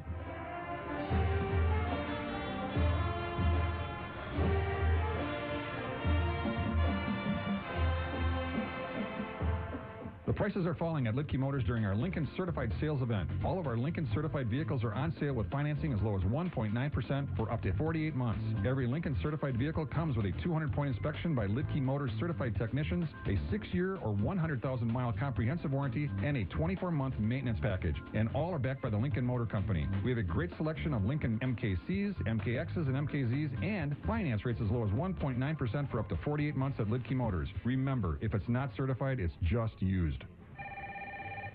Freak yeah, Jimmy John. Freak yeah, what if I just needed one sandwich delivered? Freak yeah, we can do that. What about 100 sandwiches? Freak yeah, we can do that. What about 24 sandwiches? Freak yeah, we can do that.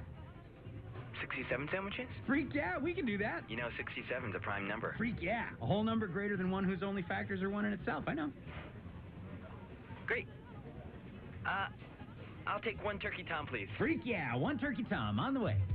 Freaky fresh, freaky fast, Jimmy John's, freak yeah. Can't make it to a Horicon Bank ATM this summer? No problem. Receive ATM rebates when you meet simple monthly qualifiers with V-Flight Checking. Also, earn premium interest while taking advantage of free debit card, direct deposit, automatic payments, internet banking, and e-statements. Reimbursements up to $25 each month. No reimbursements any month if qualifiers are not met. See a Horicon banker for more details. Horicon Bank, the natural choice. Member FDIC. Hey, you gotta check out Mike's Instagram. Says he got a job at a hospital already. Wait, didn't he just graduate from high school? It's real. He went to Moraine Park Technical College, graduated in 2 years, and now he's earning big money. Earning big money with a degree from a technical college? Yeah. He says not only do they have more than 100 career options, but his instructors work in the field, and were able to help him make connections when he graduated. Visit MorainePark.edu/careers in no time to imagine what's next.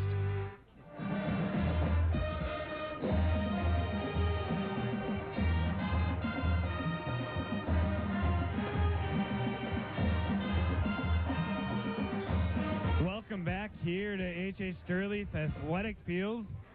Band still roaring as we stand at Mount Horeb leading 29-7 in your Horicon Bank halftime report. Farmers Implement scoreboard is an early lead, 29 unanswered points by Mount Horeb, and then Beaver Dam finally responding late in the second quarter with the 7 points. And get you some numbers here. And not a big difference offensively either side. Yeah, the scoreboard says 29-7 Mount Horeb. Yardage, Mount Horeb 257 total, Beaver Dam with 255. So there's only 2 yards difference in total offense, but the score says differently, obviously. So Mount Horeb 257 yards. Ethan Post is 11 for 17 for 222 yards, 4 touchdowns, 2 interceptions. Caden Lee, 3 of those catches for 185 yards, 3 touchdowns. Malcolm Reed, 4 for 56. Tyler Denu is 3 for 37. On the ground, Mount Horeb has struggled. Only 35 yards on the ground. Malik Winston, talked about him all, in the pregame. He had a big game against Beaver Dam last year where he was out last week against Wanakee. He has 5 carries for only 10 yards. Ethan Post, 6 for 25 for Mount Horeb. Beaver Dam has sent 255 yards of offense. Kendrick Jimenez is 10 of 25 for 126. 1 touchdown, 1 interception. That touchdown went to Adam Bird. He's got 3 catches for 68 yards. Lysis has 4 for 31. On the ground, James Brown, 10 for 45. Lysis, 3 for 13. Kendrick Jimenez has 4 carries for 53 yards. Stovey, 2 for 23. Beaver Dam has been able to move the football. They just got to be able to punch it in. They've done a much better job defensively as of late in keeping Mount Horeb out of the end zone. And the interesting thing with you go look over the numbers, Winston, who missed last week, you said not a great output for him so far today. Hasn't seen the last 2 series. Winston wasn't out there. It was Noble that was making those carries.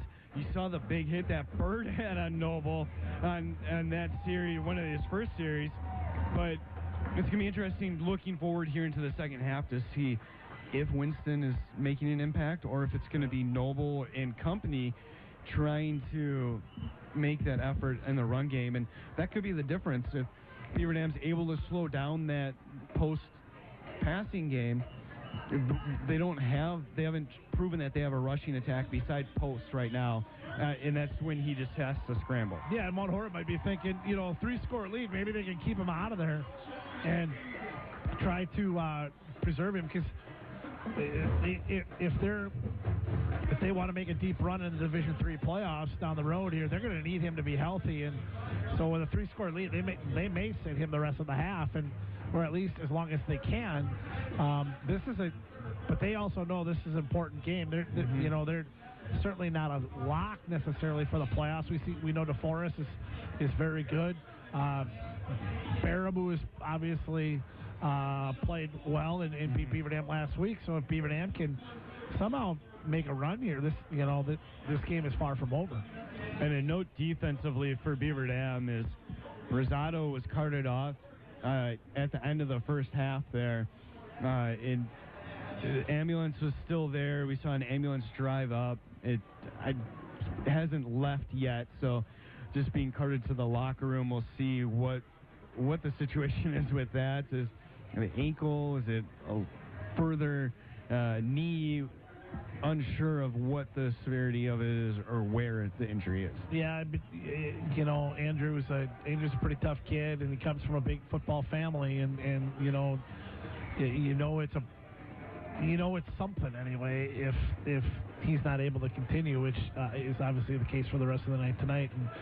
And big loss for that linebacking core. Just getting Stobie back, and then losing Rosado is a big blow for this team. So Beaver Dam, as we approach here, we got a couple minutes left here in halftime. Teams are coming out of the locker rooms here shortly as Mount Horeb about set.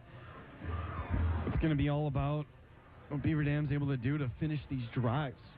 As you mentioned, matter of yards, the difference offensively, and Beaver Dam's able to keep getting those first downs. Yeah. You have to, near the end, you're going to have to pick up your offense and move it a little quicker, but the scores are going to come. You just have to assume that with this offense, the way they've been able to play. You have to feel like, on one side of it anyway, you have to feel like you're in the football game, and you have to feel fairly happy with the way you've played against this traditional power in Mount Horeb. But on the flip side, you've given up so many big plays that just killed you. And then you mentioned the untimely penalties before as well, but you know, and you hate to keep bringing that up, but I mean, it's part of the deal. But you know, you get them inside, you get them down on the 11 on a 1st and 10 on their own 11, and it's a one-play 89-yard drive, and it just those big plays, a big touchdown on 3rd and long early in the first quarter, just those big plays for Mount Horeb's offense has been the difference in being able to put the ball in the end zone. We will take a quick break. Beaver Dam coming out of the locker room here as a minute plus left here as both teams will get warmed up and get underway as Beaver Dam will return the kickoff here to start out the second half. Leading you up to that here, we'll take a quick break and back with more as the second half about underway. You're listening to Beaver Dam High School football here on 1430 WBEV and streaming live on dailydodge.com. With every sip from your faucet, you count on your water to be safe for you and your family. But have you tested your own water source lately? Are you aware of any runoff that may be leaching into your water table or the condition of your water pipes? The risk of unsafe drinking water is avoidable. Mountain Fresh Beverages offers a controlled, dependable source of drinking water. Call Mountain Fresh Beverages at 920-887-7100 for water you and your family can rely on. At American Family Insurance, we believe that with the right support, any dream is possible. For auto, home, business, or life, contact us today. For details, contact Kevin Carnine, agent at Kevin Carnine Agency, LLC. Call 887-9700 or stop by 718 Park Avenue in Beaver Dam. American Family Mutual Insurance Company, SI. American Family Insurance Company. American Family Life Insurance Company, 6000 American Parkway, Madison, Wisconsin, 53783.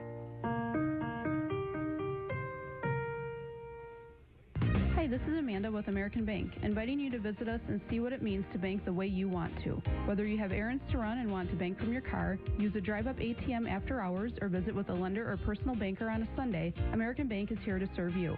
Don't need to visit the bank? No problem. American Bank offers great online banking, mobile app, and bill pay features.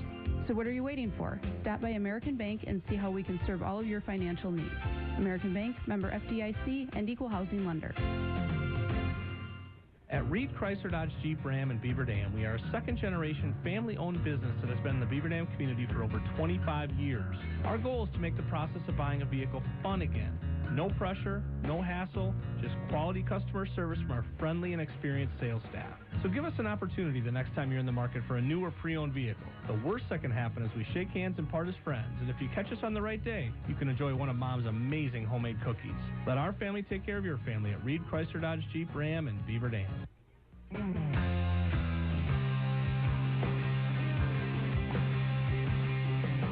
Welcome to H.H.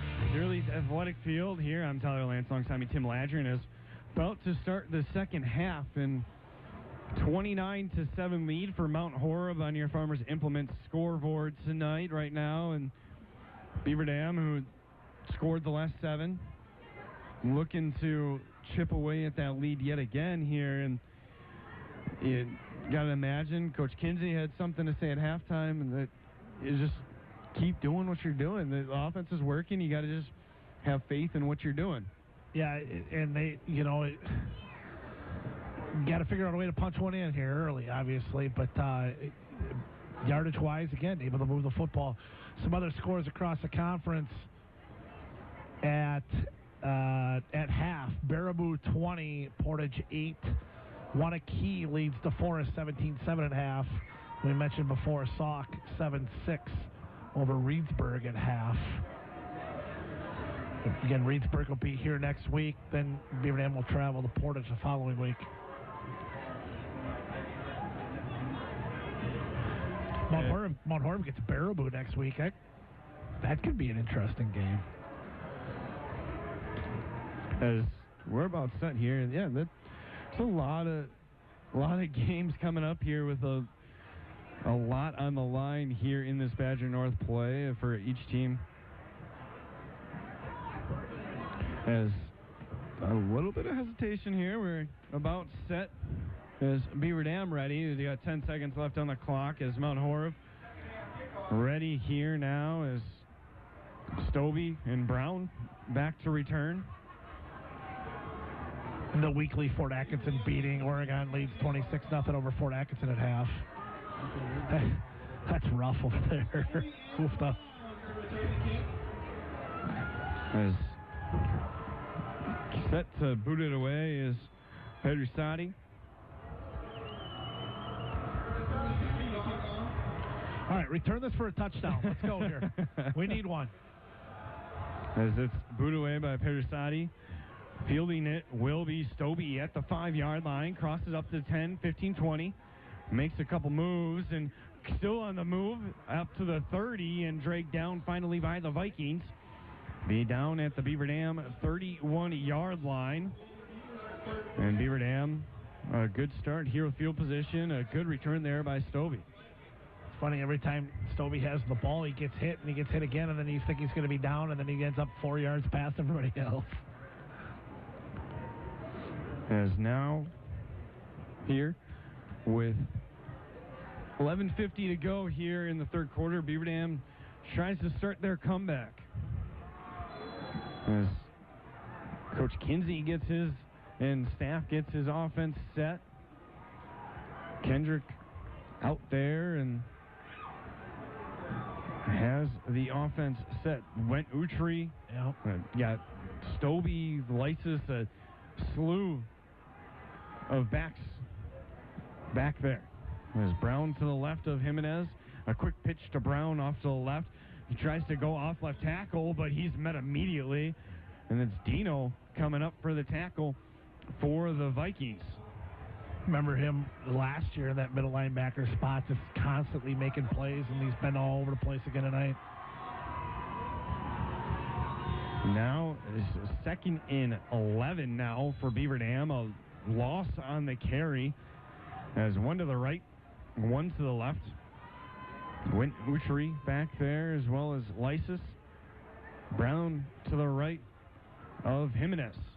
The handoff goes to Brown. He tries to go right up the middle, but he's met immediately there. Yet again, Max Ollinger causing havoc in the backfield.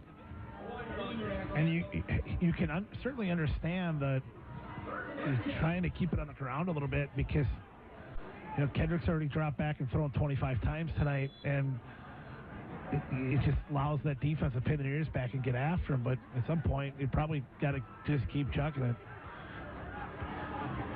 Big third down play, 3rd and 10. 2 to the right, 1 to the left. 3 to the right, 1 to the left. Brown to the left hip of Jimenez. An adjustment there. Brown now on the right. Jimenez rolls out. A quick pressure there from Dino, but the pass completed to Boschert. He's able to get some positive yards on the play, but it'll be 4th and 5 for Beaver Dam, deep in their own territory on their own 37. And Kendrick taking another big hit on that play. You know, and they're going to, at some point, and it's been called before a couple of weeks ago, but that lineman gets out there awfully quick, almost where he's going to be ineligible downfield. But nice pickup of about 5 there, but it is going to set up the punt. So Stobie with a good catch and boots it away. It'll bounce into Viking territory, get some positive yards there for Beaver Dam. It'll be marked at the Mount Horeb 27-yard line. And that's where Mount Horeb will start, is with 9:39 to go here in the third quarter, 29-7. Mount Horeb leads as they look to add on to their lead and get their offense back on track. You know, pretty interesting. Mount Horeb early, throughout the first half was rushing the punts pretty hard and getting close to a block after Stobie kept that last one and ran it for 25 yards. Nobody from Mount Horeb came and rushed on that one. They stayed back and made sure he wasn't going to run anywhere. As now for Beaver Dam, they look to get back on the right way with defense as they've forced a couple turnovers here in the last couple series from Ethan Post. As the handoff goes to Noble. Noble, actually, pass goes to Dino on the left side. Good play action there as he leans forward, falls forward close to midfield. It'll be brought down at the 49-yard line. Got me on that play, and a good positive yard on first down for Mount Horeb. I don't know if you can see it on the video on DailyDodge.com, but I don't know, one of the coaches on the other side was flying down the sidelines of the Mount Horeb bench. Two to the right, one to the left. The handoff this time does go to Noble as he carries it up. Be a gain across midfield for the Vikings. So it'll be a gain of 4 or 3 for the Vikings. 2nd and 7. 2 to the right, 1 to the left. Noble back with post. Play action, a quick pass to Dino. Coming up to make the hit. Good job there by Beaver Dam, and that's Adam Bird coming up and recognizing the quick pass out to the flats there to Dino. Yeah, nice job of conversion there, and sets up a big third down play for Mount Horeb. And see if Beaver Dam can get off the field. 2 to the left, 1 to the right. 3rd down for the Vikings. Play action. Post looks to the left. Finds the out. Lee makes the jumping catch, and he's able to break down. Take it away, but it's ruled down. No. And Lee, as Coach Kinsey, in the face of the near judge. That's a horrible call.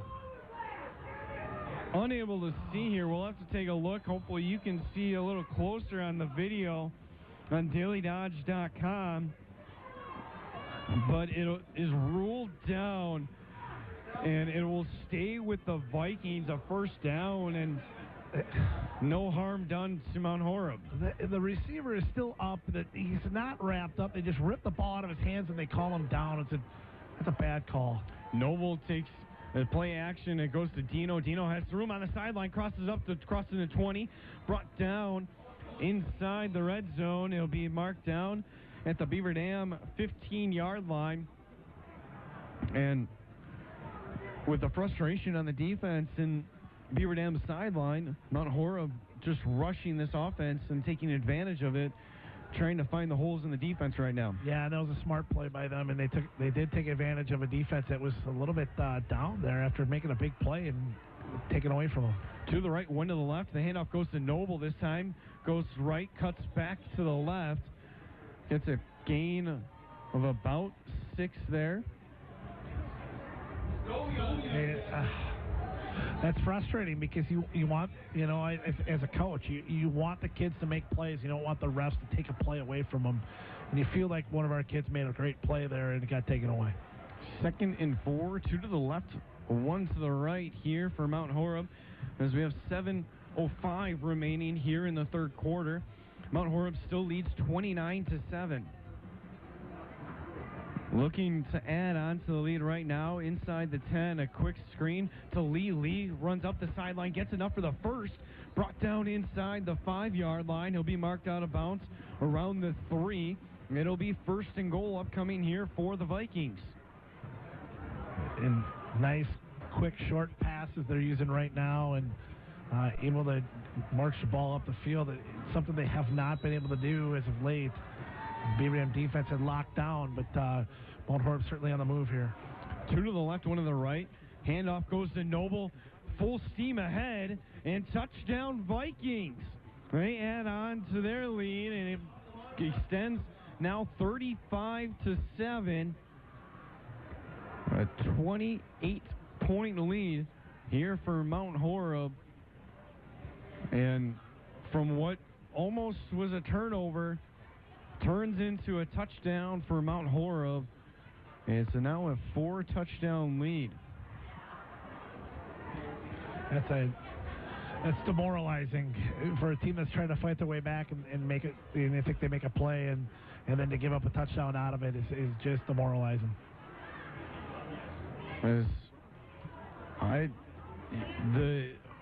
The kick hold here for Perusati was thrown to the sideline here, so it appears it'll be a 2-point conversion. It does. A flag is thrown, though. It would be converted depending on the flag, but the far judge that did throw it and the near judge, it'll appear to be a penalty on Mount Horeb, as the head official looks to get a clarification on what the actual penalty was.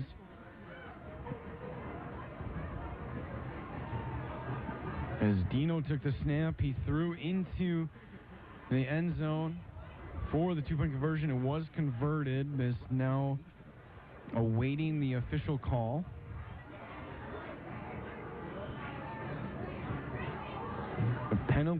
scrimmage penalty against Mount Horeb. 2 penalties called against them, it appears, as illegal procedure is called. And that'll most likely then just bring out the extra point unit, when actually we see Ethan Post coming out here and now officially going for 2. I don't know what the card says. But, I don't get the 2-point conversion thing here, but it's 2 to the right here. Nonetheless, they're going for it. 1 to the left, 2 to the right, 1 to the left. Noble in the backfield. Post adjusts the play, and Noble moves to the left. Handoff fakes to Noble, pass to Dino, who stays on his feet after taking a hit, leans forward, and they rule him down at the 1-yard line, so it'll be just short, and the legal procedure penalty proves to be enough. So the score stays 35-7, Mount Horeb, 28-point lead on your Farmers Implement scoreboard. Back with more Beaver Dam High School football after this.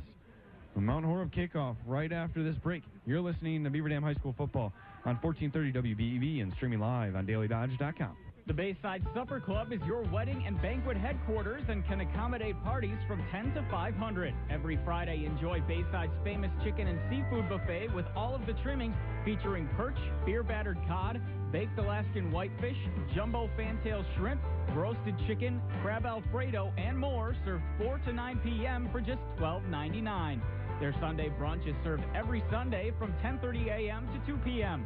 The Bayside Supper Club, Highway G in Beaver Dam. As a farmer, nothing compares to the sense of pride you feel when you first head outside in the morning. In this moment, it doesn't matter if you save money in 15 minutes. It doesn't matter if the guy down the road has the same insurance you do. What matters is that your independent insurance agent and the company that stands behind them have you covered. Auto Owners Insurance, the no-problem people. Richards Insurance, 123 North Spring Street in downtown Beaver Dam. Call 887-1615.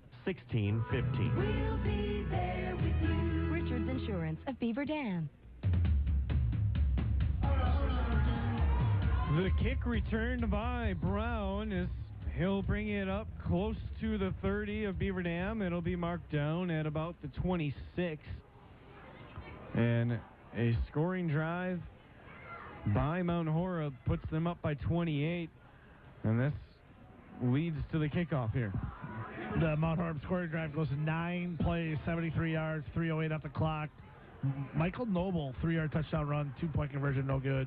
Mount Horeb leads 35-7. Still a question why they went for 2. Question why they went for 2, and really a deflating call. Calling the guy down on what looked to be a strip for Beaver Dam. Jimenez gets the offense set for the Golden Beavers. 3 to the right, 1 to the left. Brown in the backfield on the left hip of Jimenez. He has pressure immediately, keeps it himself, has to take it up the middle. Brought down for a quick gain of 2. As it'll be second down for the Golden Beavers. That happened so quick, it's hard to say whether that was a called quarterback draw or just Kendrick had to tuck it and go right away, because as you said, there's immediate pressure up the middle by Mount Horeb. And that's been an issue all night long for Jimenez. As 3 to the right, 1 to the left. Jimenez a quick pass, his hands in his face, intended over on the near sideline. It looks like Bird was the intended receiver, but Jimenez's pass over the top, and it's been an issue again throughout the season as well, as unable to see where his receivers are, so he just has to throw it and guess. Yeah, the pressure's really gotten to Kendrick a little bit with a lot of pass rush. He's only 4 for his last 16. 3 to the right still, 2 to the right, 1 to the left.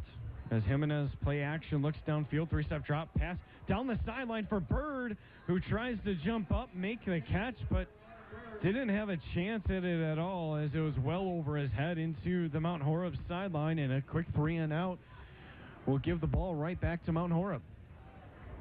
Yeah, and just as good as Beaver Dam was moving the football for a while there, they've sort of stalled on these last few drives. They had a couple opportunities there at the end of the half with pretty good field position and weren't able to capitalize, and it sort of comes back to haunt him here as well. Stobie back to boot it away. This time he will actually punt it as a low bouncing one.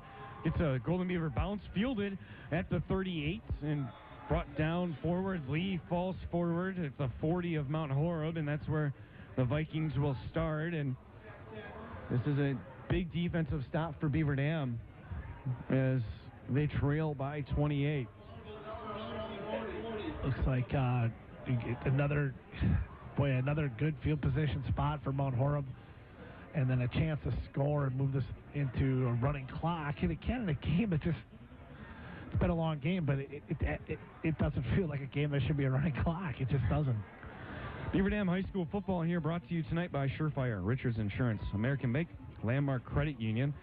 That's two to the left, one to the right. The handoff goes to Choice. He takes it off left tackle, moves up across the 45, and he's brought down by Stonewall and company. It'll be marked at the 46 of Mount Horeb. It'll be a 6-yard gain, and it'll be 2nd and 4 now for Mount Horeb. And now you're seeing their running game start to get going a little bit. And maybe it was a thing where Winston wasn't feeling real well with his legs. Noble looks a little more Noble. Play action, pass up the seam to Dino. Dino has some space crossing into the Beaver Dam territory, brought down at the 40-yard line of Beaver Dam, and it'll be a 1st and 10 for the Vikings. Tell you, Dino does not go down at the first hit. It's 2 or 3 guys that got to bring him down. He's been impressive. So another first down for Mount Horeb. 2 to the right, 1 to the left. Handoff goes to Noble. Goes off right tackle. Kicks it outside now more. And gets a good gain on first. Gets marked down at the 32 of Beaver Dam. It'll be 2nd and 4 for the Vikings. I mean, Noble just looks like he's got more burst than what Winston had. And, maybe that knee injury is still bothering him, but Noble looks really good. And didn't see too many numbers for Noble as a play action for Post. Nearly intercepted by Bird, who came up and read that perfectly, read the eyes of Post as Reed was on a little bit of a curl route on the near sideline. Bird read it, came up, jumped, but went through his hands and then through the hands of Reed, incomplete, and that'll be 3rd and 3. Yeah, another great read by Adam and good instincts. Just unable to make the catch. 1 to the right, 2 to the left. Play action, Post pump fakes, keeps it himself, now scrambles out to the right. He'll keep it himself, gets enough for the first, 25-20, 15-10, has end zone in sight, but runs out just short of the 5-yard line, and he'll be marked out at the 7, and Post showing what he can do with his legs as well as both now Post and Noble looking a little more agile than what Winston was able to do. Nice 26-yard pickup as he scrambled out of some trouble and really nice run down the right side. So, 1st and goal for the Vikings. Touchdown here and extra points would then lead to a running clock. There's 1 to the right, 2 to the left. Dino in tight on the left side of the line. Noble takes the handoff, goes off right tackle. Met, and he dives forward into the end zone. Touchdown, Vikings. And with that, we stand a point away from a running clock as Mount Horeb leads 41-7 with 3:57 to go here in the 3rd quarter. Yeah, and I don't like to belabor the point of that one play, but it seems like since that play, the strip, the call down when it looked like Beaver Dam had a strip and a turnover, it just seems like everything's been deflated since. As awaits here is maybe a few players not on the field that are needed as one gets sent back. Bersati boots it away and through the uprights for the extra points, and we have ourselves a running clock here moving forward in the rest of this contest. Mount Horeb leads 42-7 here in the 3rd quarter with 3 minutes remaining. You're listening to 1430 WBV and streaming live on DailyDodge.com. Beaver Dam High School football More action right after this. Get more out of your home so you can put more into your home. Landmark Credit Union is offering a home equity line of credit starting at only 1.9% APR for 12 months. Regular rate 4.50% APR. To learn more, visit landmarkcu.com. Call 262-796-4500 or stop in one of our 31 branch locations, including Beaver Dam, Fall River, Juneau, and Mayville for details about credit costs and terms. Landmark Credit Union. You're worth more here. Equal housing opportunity.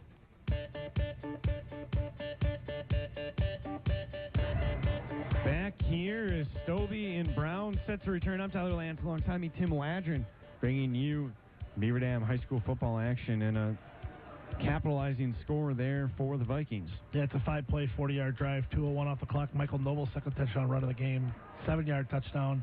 Kick is good, 42-7, Mount Horeb. So 3:57 to go here in the third quarter. We have ourselves a running clock the rest of the way as Sadi back to boot it away, and it'll bounce into the end zone. And it'll be a touchback as Brown lets it go over his head, and Jimenez and company set to get this offense and try to make something happen as go into Reedsburg next week. A lot of game left here still to play, so seeing crazier things happen as Beaver Dam trails by 35 here. It's Reedsburg was struggling going into tonight after you go 2-0 in the crossover and get hammered by DeForest, and they were trailing at halftime to Sauk.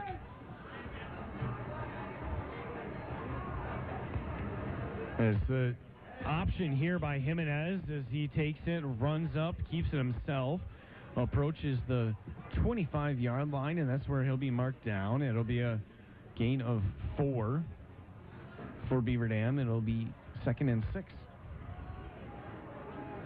A nice little pickup. And, you mentioned, Tyler, just trying to get a little bit of momentum going into next week here now as you try to get a score here. There's 2 to the right, 1 to the left. Jimenez has Brown back on his right hip. Stobie in motion as Jimenez rolls out to his right, keeps it himself, runs up the field, and he's met immediately for a loss. And Jimenez takes a loss. That'll force it back now to 3rd and 8 for Beaver Dam. Talked to Kendrick a little bit after the game last week, and I said, how you feeling? And he says, that was the toughest one this year. I'm pretty sore. I guarantee you he's going to be more sore tonight than he was last week. He's taken some tough hits again this week, and it seems to be a common theme for him, but gets up every single time. Gets right back into the huddle. 2 to the left, 1 to the right. Jimenez rolls out to his left, tries to look downfield, has a pass, but it'll be easily intercepted. That's Isaiah Matthews on the pick. We're at the 45 of Mount Horeb, crossing midfield, up to the 45, dragged down almost, and now finally brought down at Beaver Dam's 46, and a late penalty called. We'll see who it's against. It looks like it'll be against Mount Horeb as Shaneberger went down, and Shaneberger not happy as he's chirping towards the Mount Horeb sideline. Yeah, well, and I think that's the same we mentioned before where Shaneberger was not happy. And a penalty now called on Shaneberg because Shaneberg frustrated himself. And that's one of those where, Shaneberger got into it with, I think that's the same kid that's got into it earlier in the game, and that kid came in and took a cheap shot at Zach in the middle of the field, and you understand Zach's frustration in a play like that, but you also, you can't take that type of penalty, but, eventually the officials, too, got to take over on something like that. If you see that type of cheap shot, it's got to be more than a 15. The kid's got to go. And there was I'm not sure if it was the same flag thrown or if there was another flag thrown at the end intended towards the sideline of Mount Horeb, but there's a 3rd flag now on the field as it's being communicated here between the officials. Obviously, there's going to be one personal foul on Max Ollinger. There's going to be a foul on Shaneberg. And I'm not sure, as there was a official throwing it, as we were talking about Schoenberg and his frustrations and how the game needs to be kind of brought back in a little bit. Another flag thrown on, I believe, on the coaching staff of Mount Horeb over there. Oh, yeah. You know, this has been another chippy game, and you just, again, in defense of Zach, even though you don't want to get that type of penalty in a game like this, you sort of also, you know, if you're not going to get a call for it, you know, on a cheap shot such as that, you expect Schoenberger to be upset about it. It'll be interesting to see what these calls are. Obviously, you mentioned, you know, there's going to be at least two. There's one. It was a hold. It's a hold. It's a hold against Beaver Dam. Personal foul on Mount Horeb. And unsportsmanlike on Beaver Dam. And there's 4 or 5 different penalties here. I don't know if we can keep track with this here, but all were offsetting apparently. And it appeared that all were after the interception? Outside of the holding on the pass, so it would have been, you know, that would have been before the pass for the interception, so that one obviously is declined, and then you've got offsetting penalties on both sides. But you've also got, I think it's going to be 15, I think it's still got to be 15 on Mount Horeb going back, and I think that's what they're doing. So there was I think the block in the back was the call that got Schoenberger upset, and then the 2 personal fouls, one on Schoenberger and one on Mount Horeb for that penalty. So it does back up Mount Horeb 15, but they do get the ball. And again, in a game that's chippy, you when you're a coach, you have to talk to your guys, but you know Coach Kinsey's doing that. But the other part of that, too, is you have to count on the officials to keep the game clean. Mm-hmm. It really is that important. And when you have a game like this, you've got to, if a kid's going to throw a cheap shot like that, you've got to send them, in my mind. Otherwise, it's just going to keep happening, and especially there's nothing holding them back then in a game that's 42-7. And you've got to keep kids safe. And that's the most important thing here is going down the road. I mean, safety's the lead emphasis, as we notice in football over the years, and changing ever so slightly every single year. As we have 2:09 remaining here in the third quarter, amidst everything that's happening, we're still in the third as we are back underway. Clock is running now under 2 minutes as Post drops back, a pass deep down the left sideline. Open is Lee, and Lee coasts into the end zone, being untouched for his 4th touchdown of the night. And Lee making his case for Player of the Week, not only in the Badger North, but in the state alone, as he continues his impressive outing here tonight. And Mount Horeb adds on to their lead now 48-7. We have 55 seconds still remaining here in the third. I'm going to wait till the break after this extra point before I say something about that. As Perdisati set for the extra point. I'm going to leave it at that for now.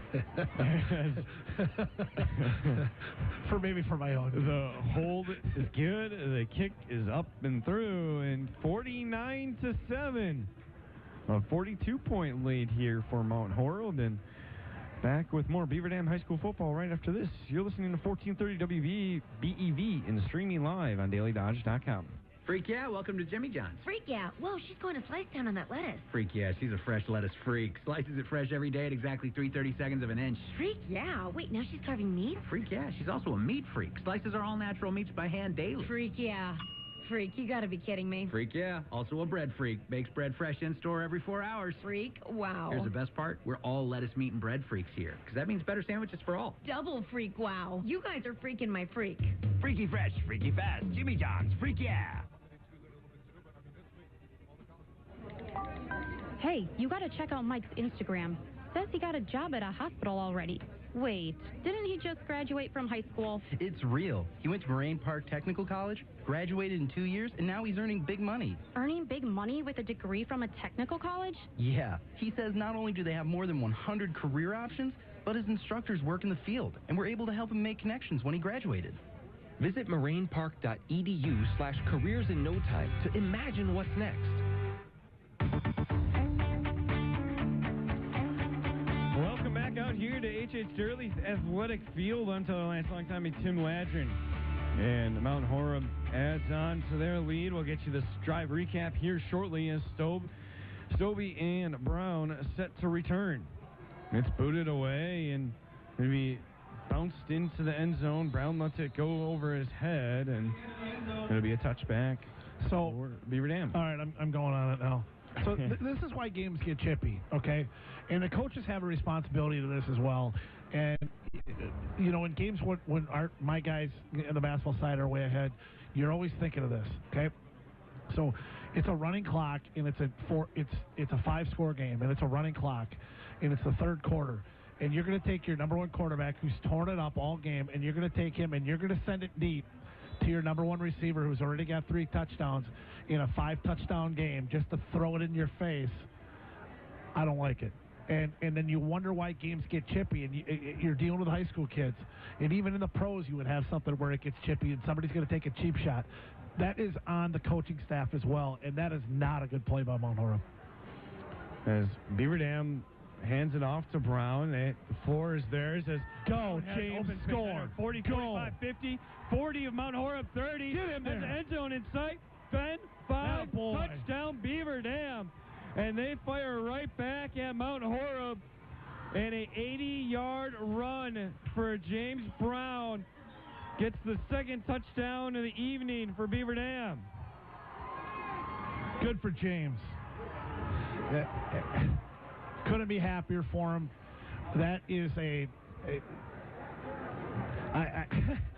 again, I'm trying not to say something I'm going to regret, but good for James and good for the Beaver Dam team to come right back and score after that, after what I thought was kind of really a Bush League touchdown. Kelly Walters out for the extra point. The snap a little high. The kick is still through the uprights, and I don't know how Kendrick got the snap down, but great job by Kendrick. He got it, and Caley was able to boot it through. We stand as an injured Viking down. He'll be able to get over to the sideline, though, here shortly. Is 49-14. 38 seconds to go here in the third quarter. We are still in the third. Back with more Beaver Dam High School football right after this. You're listening to 1430 WBV and streaming live on DailyDodge.com. With every sip from your faucet, you count on your water to be safe for you and your family. But have you tested your own water source lately? Are you aware of any runoff that may be leaching into your water table? Or the condition of your water pipes? The risk of unsafe drinking water is avoidable. Mountain Fresh Beverages offers a controlled, dependable source of drinking water. Call Mountain Fresh Beverages at 920-887-7100 for water you and your family can rely on. Hi, this is Amanda with American Bank, inviting you to visit us and see what it means to bank the way you want to. Whether you have errands to run and want to bank from your car, use a drive-up ATM after hours, or visit with a lender or personal banker on a Sunday, American Bank is here to serve you. Don't need to visit the bank? No problem. American Bank offers great online banking, mobile app, and bill pay features. So what are you waiting for? Stop by American Bank and see how we can serve all of your financial needs. American Bank, member FDIC, and equal housing lender.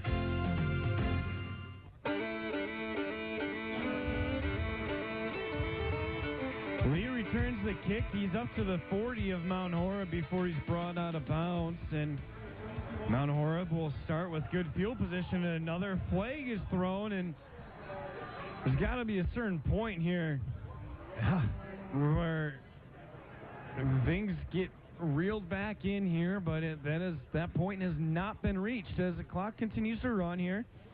As it's eventually run into the end of the third. But another penalty is out there, and waiting to see where the flag is against and for what. Beaver Dam players had their hands up. This has got to be on Mount Horeb here. Yep. Oh, it's double. That's it.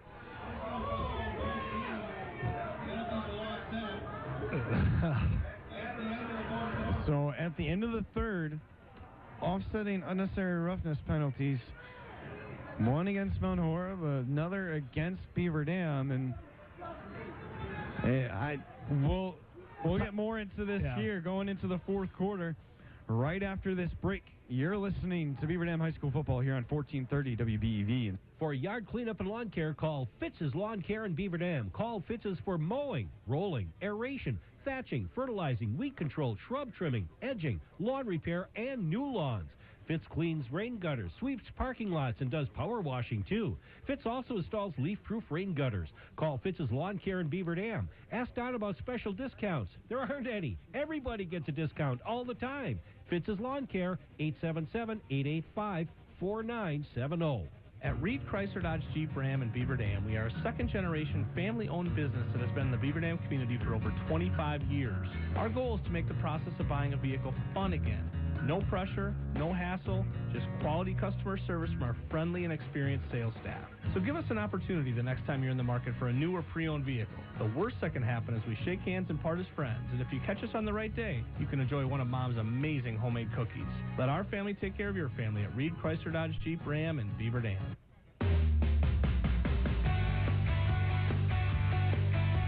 Welcome back here to H.H. Durleith Athletic Field, Beaver Dam football. Tonight brought to you by Surefire, Richards Insurance, American Bank, Landmark Credit Union, Walker's Restaurant, Bayside Supper Club, Hometown Pharmacy, Reed Chrysler Dodge Jeep Ram, and Columbus Family Dental.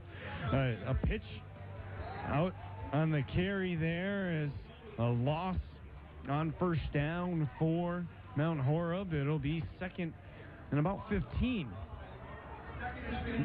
I really like what Coach Kinsey did. He got everybody together at the end of the quarter there and settled everybody down and try to clean things up a little bit. Nice job by Coach. 2 to the left, 1 to the right. Posts still in this contest for Mount Horeb.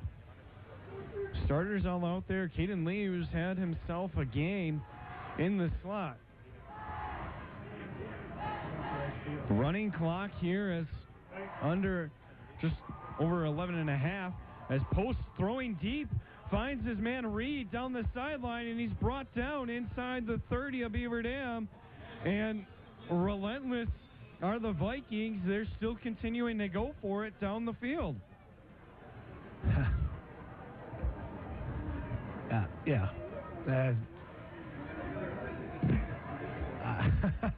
I think that bit alone there just explains the way this game is going. I'm stunned. I really am. I'm stunned. 2 to the left, 1 to the right as the handoff goes to Noble.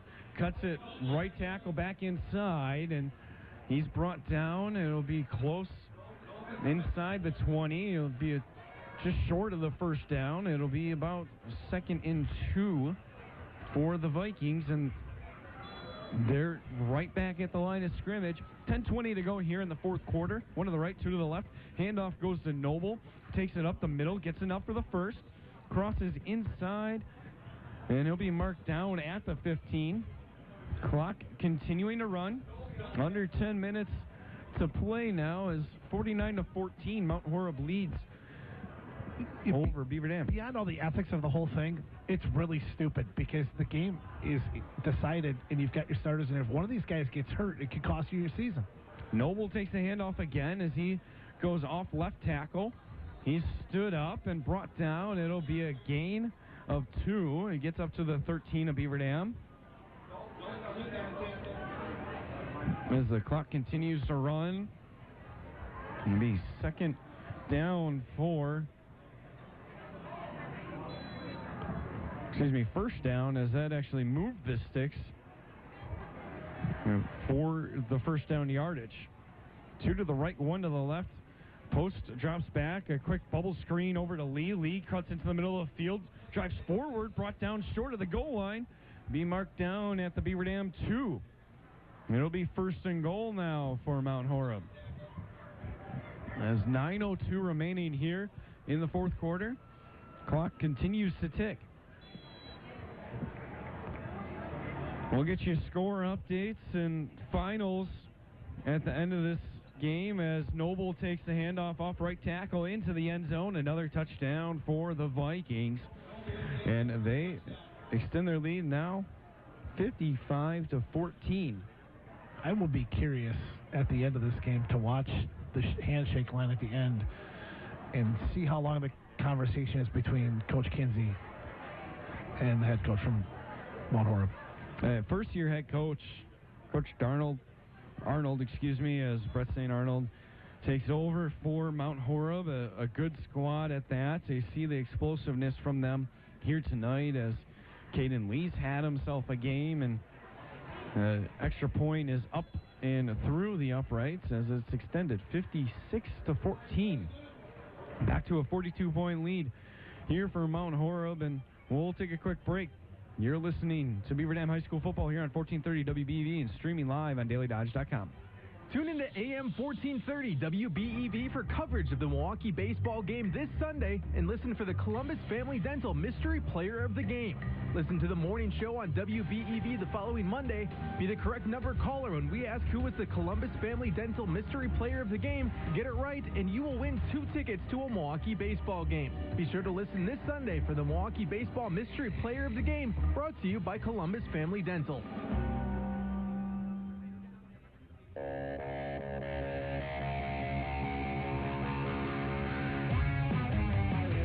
Welcome back here to H.H. Durley's Athletic Field. I'm Tyler Lance alongside me, Tim Ladrin, bringing you Beaver Dam High School football here in week 4 of high school play and week 2 here in conference play in the Badger North as Beaver Dam 0-1 conference play.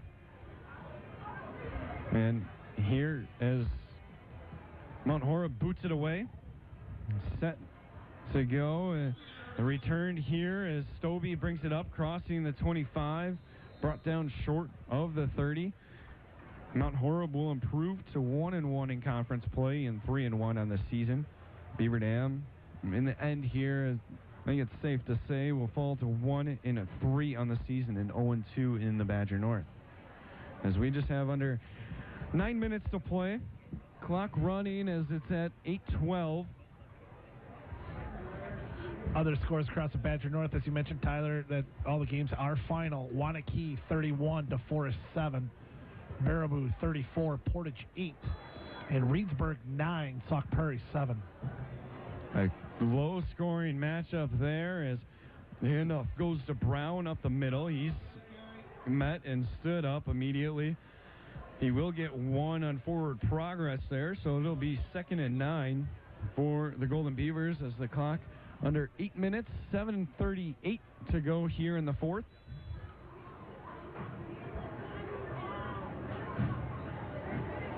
Two to the left, 2 to the right. Brown in the backfield with Jimenez as he takes the handoff up the middle. It gets another gain of 1, maybe at most. It'll be 3rd and long for Beaver Dam as the clock again continues to kick. 7:10. First 100-yard night, I believe, for James Brown on the year after that 80-yard carry. He's at 15 carries for 127. 3rd and 8 for Beaver Dam. 1 to the left, 2 to the right. Jimenez drops back, looks to his right, has Fletcher, catches it at the 45, gets up near midfield, brought down at the 48 of Beaver Dam. A first down nonetheless, and the 6th move. Dart from Kendrick on that one. And that's been Beaver Dam's offense when Kendrick's been successful. Those quick slants and throwing it quickly, making that quick decision to make that pass. 1 to the left, 2 to the right. A quick screen is intended for Fletcher, who's going up the seam and actually, and incomplete there. So clock continues to run though. 6:15 remaining here in the 4th. Yeah, Kendrick doesn't need a lot of time, but he needs a little. You know, with those quick hitters, and only being about 6 feet tall, as much as he can with the taller defensive lineman coming at him. 2 to the left, 1 to the right. Handoff goes to Stobie. He tries to go right tackle but kicks it back inside towards the middle. He stood up, and he'll be brought down, and finally his play is blown dead, and things have been brought back in a little bit there. And that's why that call is interesting, because it takes a while for them to blow it dead, but they didn't blow it dead, but they blew it dead early on the strip. Timeout called here by Mount Horeb. I'm not sure what the timeout is for, as it's 3rd and 3. We'll keep it here as bringing you Beaver Dam High School football action. I'm Tyler Lance, alongside me Tim Ladrin, bringing you the action here tonight. And next week, Reedsburg comes into town. Beaver Dam came out victorious 30-20 last year, and quite a matchup there, but it's going to be, I mean, we don't know what this Beaver Dam team can do, as they're going into conference play 0-2 and really needing a win and needing to get some positivity moving forward here in conference play. Well, you remember that game last year? That was a huge one, as it going forward into the playoffs. It was a game that needed to have. They went on the road and got it. Reedsburg this year is a team that's playing pretty good defense, but isn't scoring many points. Likes to keep the ball on the ground. 2 to the right, 1 to the left. The handoff goes to Brown. He runs right up the middle. It gets enough for the first. Crossing near Mount Horeb's 40. Be marked just short. But nonetheless, sticks will move. Stick with Beaver Dam, as we have 5:15 remaining here in the fourth quarter.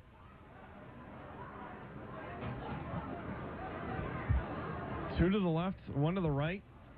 Jimenez hands it off yet again, as he actually keeps it this time. Runs up, crosses the 35, near the 30. Be marked down just short of the first down. It'll be an 8-yard gain. It'll be 2nd and 2. And a nice pickup by Kendrick again, as he's up at 66 yards now on the ground for tonight. 3 to the right, 1 to the left. Brown in the backfield as a quick hitter. Bubble screen over to Stobie on the right side. Gets enough for the first down. Crossing the 30, and he stood up, finally brought down at the 26 of Mount Horeb. Clock continues to tick. 4:25 remaining here in this contest. Again, the Beaver Dam's had a lot of success moving the ball. I think their focus this week is finishing. In practice, that's probably got to be the focus going in. Is offensively, they've played pretty well. 2 to the right, 1 to the left. In motion is Stobie. Stobie takes the handoff off left tackle. Tries to run up. Has the room on the left sideline. Gets enough for the first. Crossing the 15, 10, 5. Touchdown, Golden Beavers. Adding on to the lead. Or trying to chip away and just get some confidence going here. It's 56 now to 20. And with 3:48 to go, extra point here pending by Beaver Dam. Well, nice run. Good patience to the outside. Letting this block happen on the outside there by Stobie, and then cutting it back. You know, again, having him healthy gives them another weapon on the offensive side. We've seen them use him quite a bit here in the second half. The snap good, hold good, kick through the upright, and Walters remains perfect on the season. 56 to 21, 3:48 remaining here in the fourth quarter. We'll wait to see what Mount Horeb does here after this kickoff. As double reverse, we'll see pass right after this. You're listening to Beaver Dam High School football here on 1430 WBEV and streaming live on dailydodge.com. It's a great time to head over to Walker's Family Restaurant for some hard-to-beat specials. Walker's offers a soup and sandwich special that changes daily. Delicious garden-fresh salads, wraps, supreme melts, appetizers, and light entrees. Walker's also has delicious breakfasts and homemade pies and pastries, perfect for any gathering. Delicious food for fantastic prices at Walker's Family Restaurant, a family tradition located at Highway 151 and Park Avenue on Beaver Dam's east side. I love going to the dentist. Hi, this is Dr. Adam Forster from Columbus Family Dental. Our entire staff invites you to our kid-friendly dental clinic. We know how important it is to you and to your child how comfortable they feel going to the dentist. A pleasant, comfortable first dental visit helps build trust. Put your child at ease for future visits. At Columbus Family Dental, we love kids. Call us today at 623-5559 to set up your free kid-friendly consultation, or visit us on the web at columbusfamilydental.com.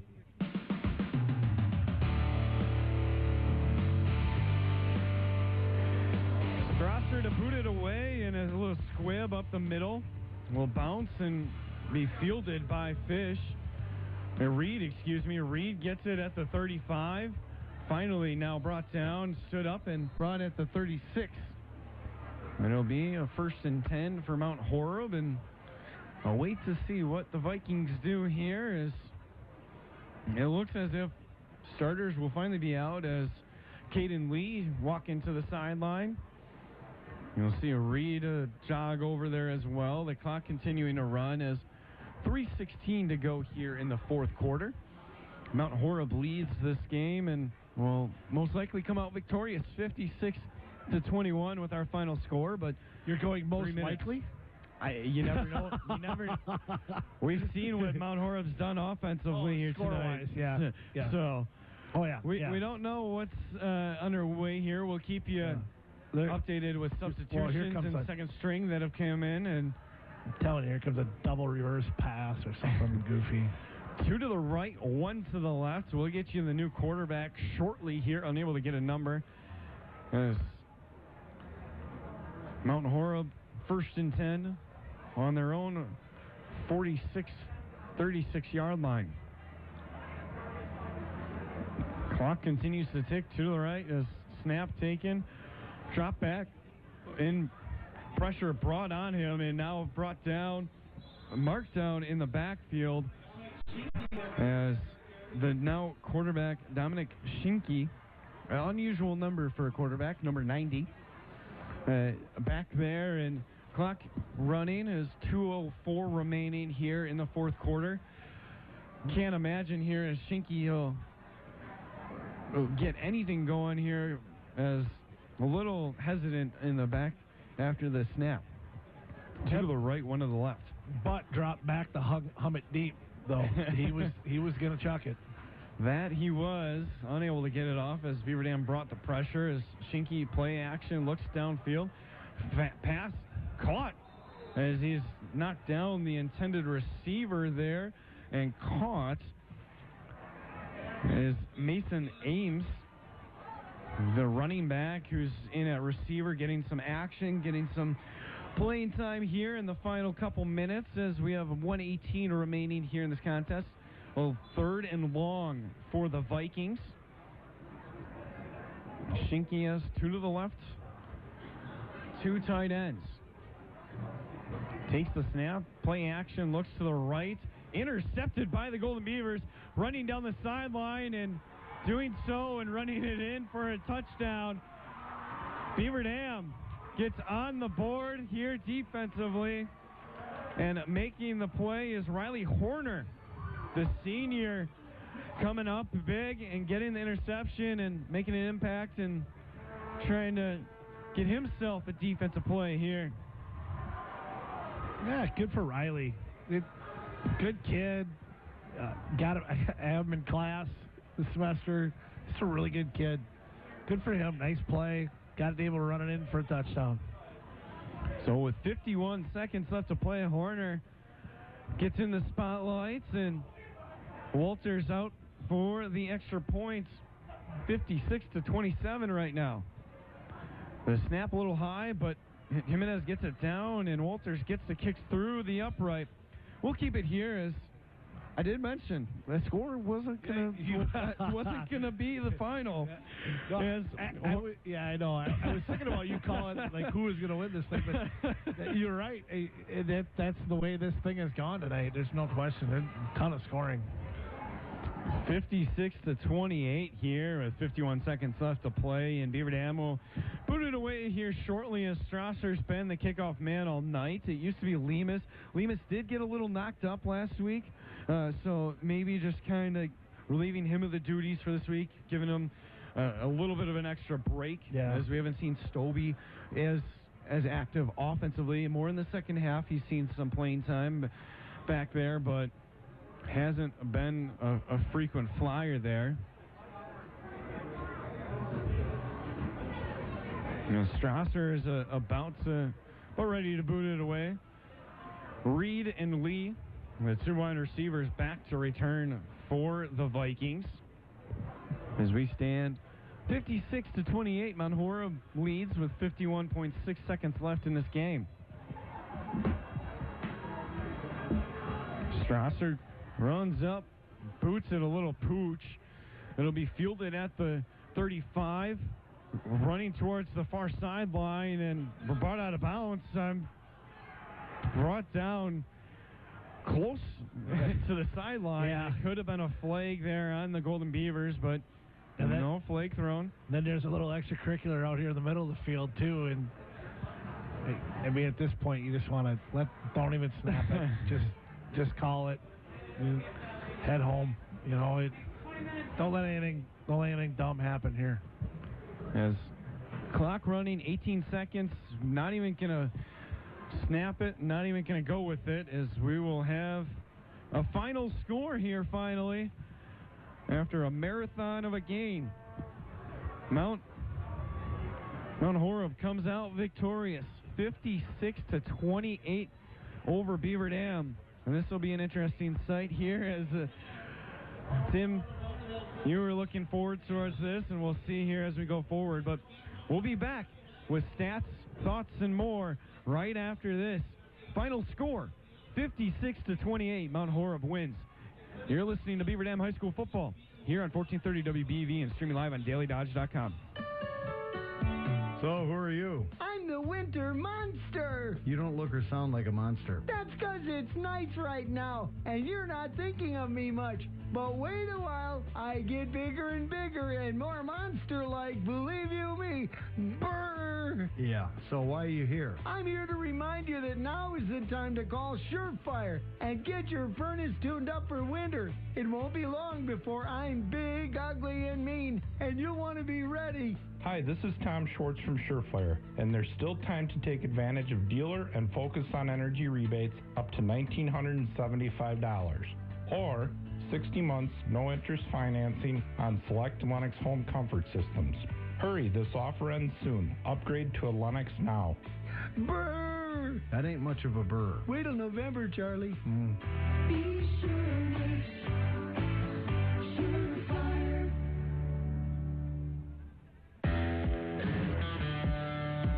Summertime. Weather gets warmer, nights get longer, and farming gets better with the Case IH Summer Sales Event. It's now a great time to stop by Farmers Implement in Allenton and Columbus to get the equipment you need this season at a special rate. Find new Farmall, Maxim, and Puma Series tractors, along with our complete line of Case IH hay tools, all designed with the power, efficiency, and versatility to handle any job. Choose a Case IH mower, mower conditioner, baler, or loader, and knock out all your chores with loader attachments such as buckets, blades, grapples, and more.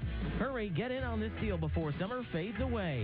Find new Farmall, Maxim, and Puma Series tractors, as well as our complete line of hay tools with special 0% financing offers. Stop by Farmers Implement in Allenton and Columbus to take advantage of this deal before another sun-filled season fades away.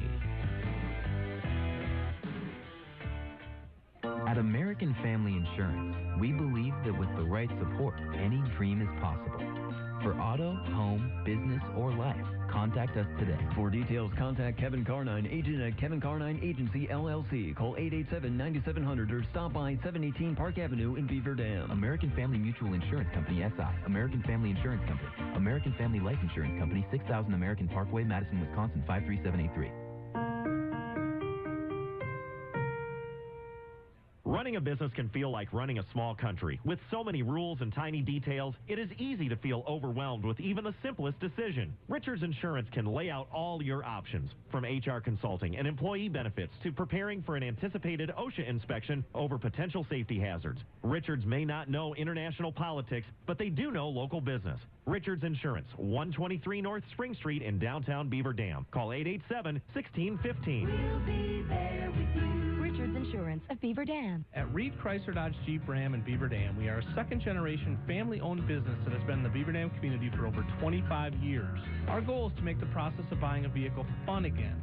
No pressure, no hassle, just quality customer service from our friendly and experienced sales staff. So give us an opportunity the next time you're in the market for a new or pre-owned vehicle. The worst that can happen is we shake hands and part as friends, and if you catch us on the right day, you can enjoy one of Mom's amazing homemade cookies.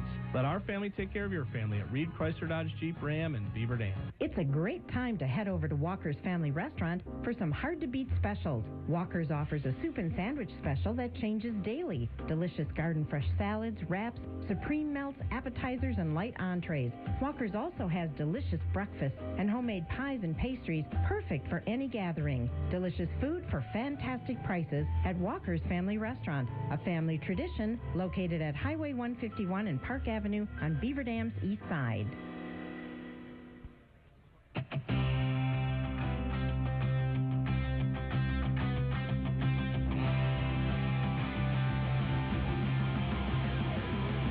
Welcome back here as Beaver Dam falls short. 50 as the scoreboard went out here on me. 56-28. Beaver Dam falls short. And running clock in the second half, a little chippiness in the first, into the second, and Tim, not a pretty game overall. Well, especially if you like defense. Yeah, it was obviously for Beaver Dam the quick strikes of Mount Horeb really hurt us early on. Really sort of impressed with our ability to bounce back and move the football against them as we did, from the second quarter on. But it just too many big plays for Mount Horeb, and Beaver Dam just couldn't hang with it.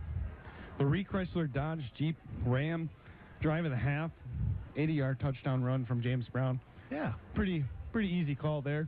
Made a nice play coming off left tackle and the end zone in sight.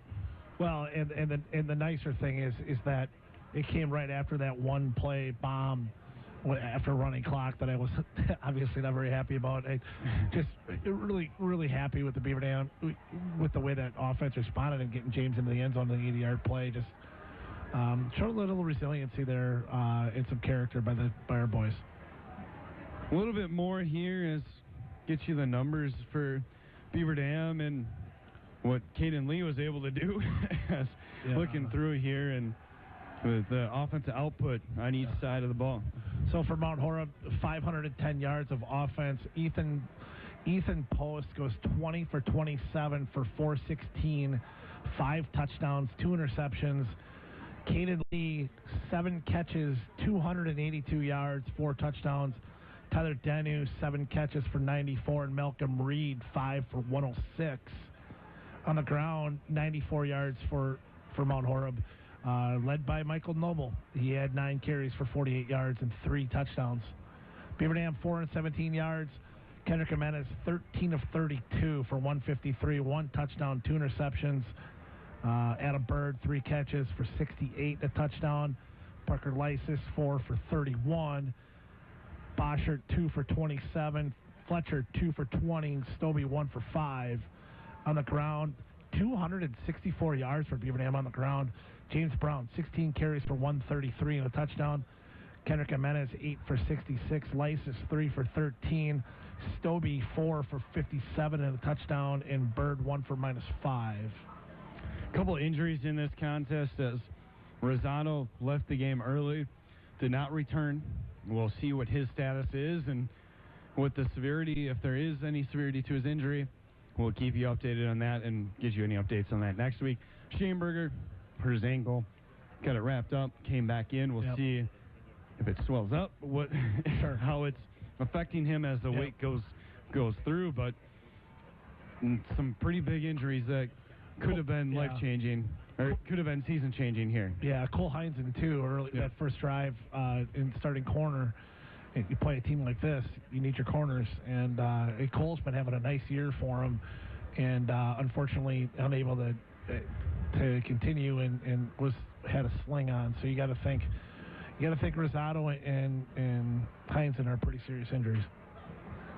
Final thoughts here. We'll keep it quick and short here as this game, as we mentioned, chippy. Yeah. Not the way ideally you'd like to see a game be played here, and each side, I'm sure, I hope, knows that's not the way that they'll be playing moving forward, but it's an interesting one at that, and nonetheless, Beaver Dam falls to 0-2 in conference play. Yeah, I think unfortunately, a lot of this could have been avoided. A lot of the chippiness at the end, and I think Mount Horeb's lucky that the way they played this in the last quarter and a half, that one of their better guys didn't get hurt, and just because of playing in a game they at the time where they didn't need to anymore. You hate to see the chippiness at times, or at those times, especially when the game's out of hand, but they're high school kids and they're emotional, and when teams take shots in a situation the way it is, when it's a blowout like that, you're going to get the team that's down pretty frustrated. And new coach, you understand some of that, but by the same token, it's got to be a little. I feel like it's got to be a little smarter, and like a play like Shane Berger's where he got hit. It's hard to blame a kid like Zach on a play like that. It's unfortunate. It is what it is. Regardless, Mount Horeb played very well. They bounced back very well from their loss to Wanakee. It is. I mentioned it earlier. It is sickening to think that Wanakee shut these guys out after they put 500 yards on Beaver Dam, and they've certainly got some holes defensively as well, as we saw. But Beaver Dam on the offensive side looked good tonight. The defense still has to shore up, but just a nice job by Mount Horeb to get the win tonight. And Beaver Dam's got to just continue to get back to work and try to figure this thing out. That'll wrap up here the post-game report as Beaver Dam falls 56-28 to Mount Horeb. We'll be back next week here at H.H. Durleith Athletic Field as Reedburg comes to town, and it's a matchup of the Beavers here in the Badger North. We look forward to you tuning in next week here. We'll be back on 1430 WBV, and of course we'll be streaming live here on DailyDigest.com. Have a great weekend. This Green and Gold Fix is brought to you by Countryside Auto Group, where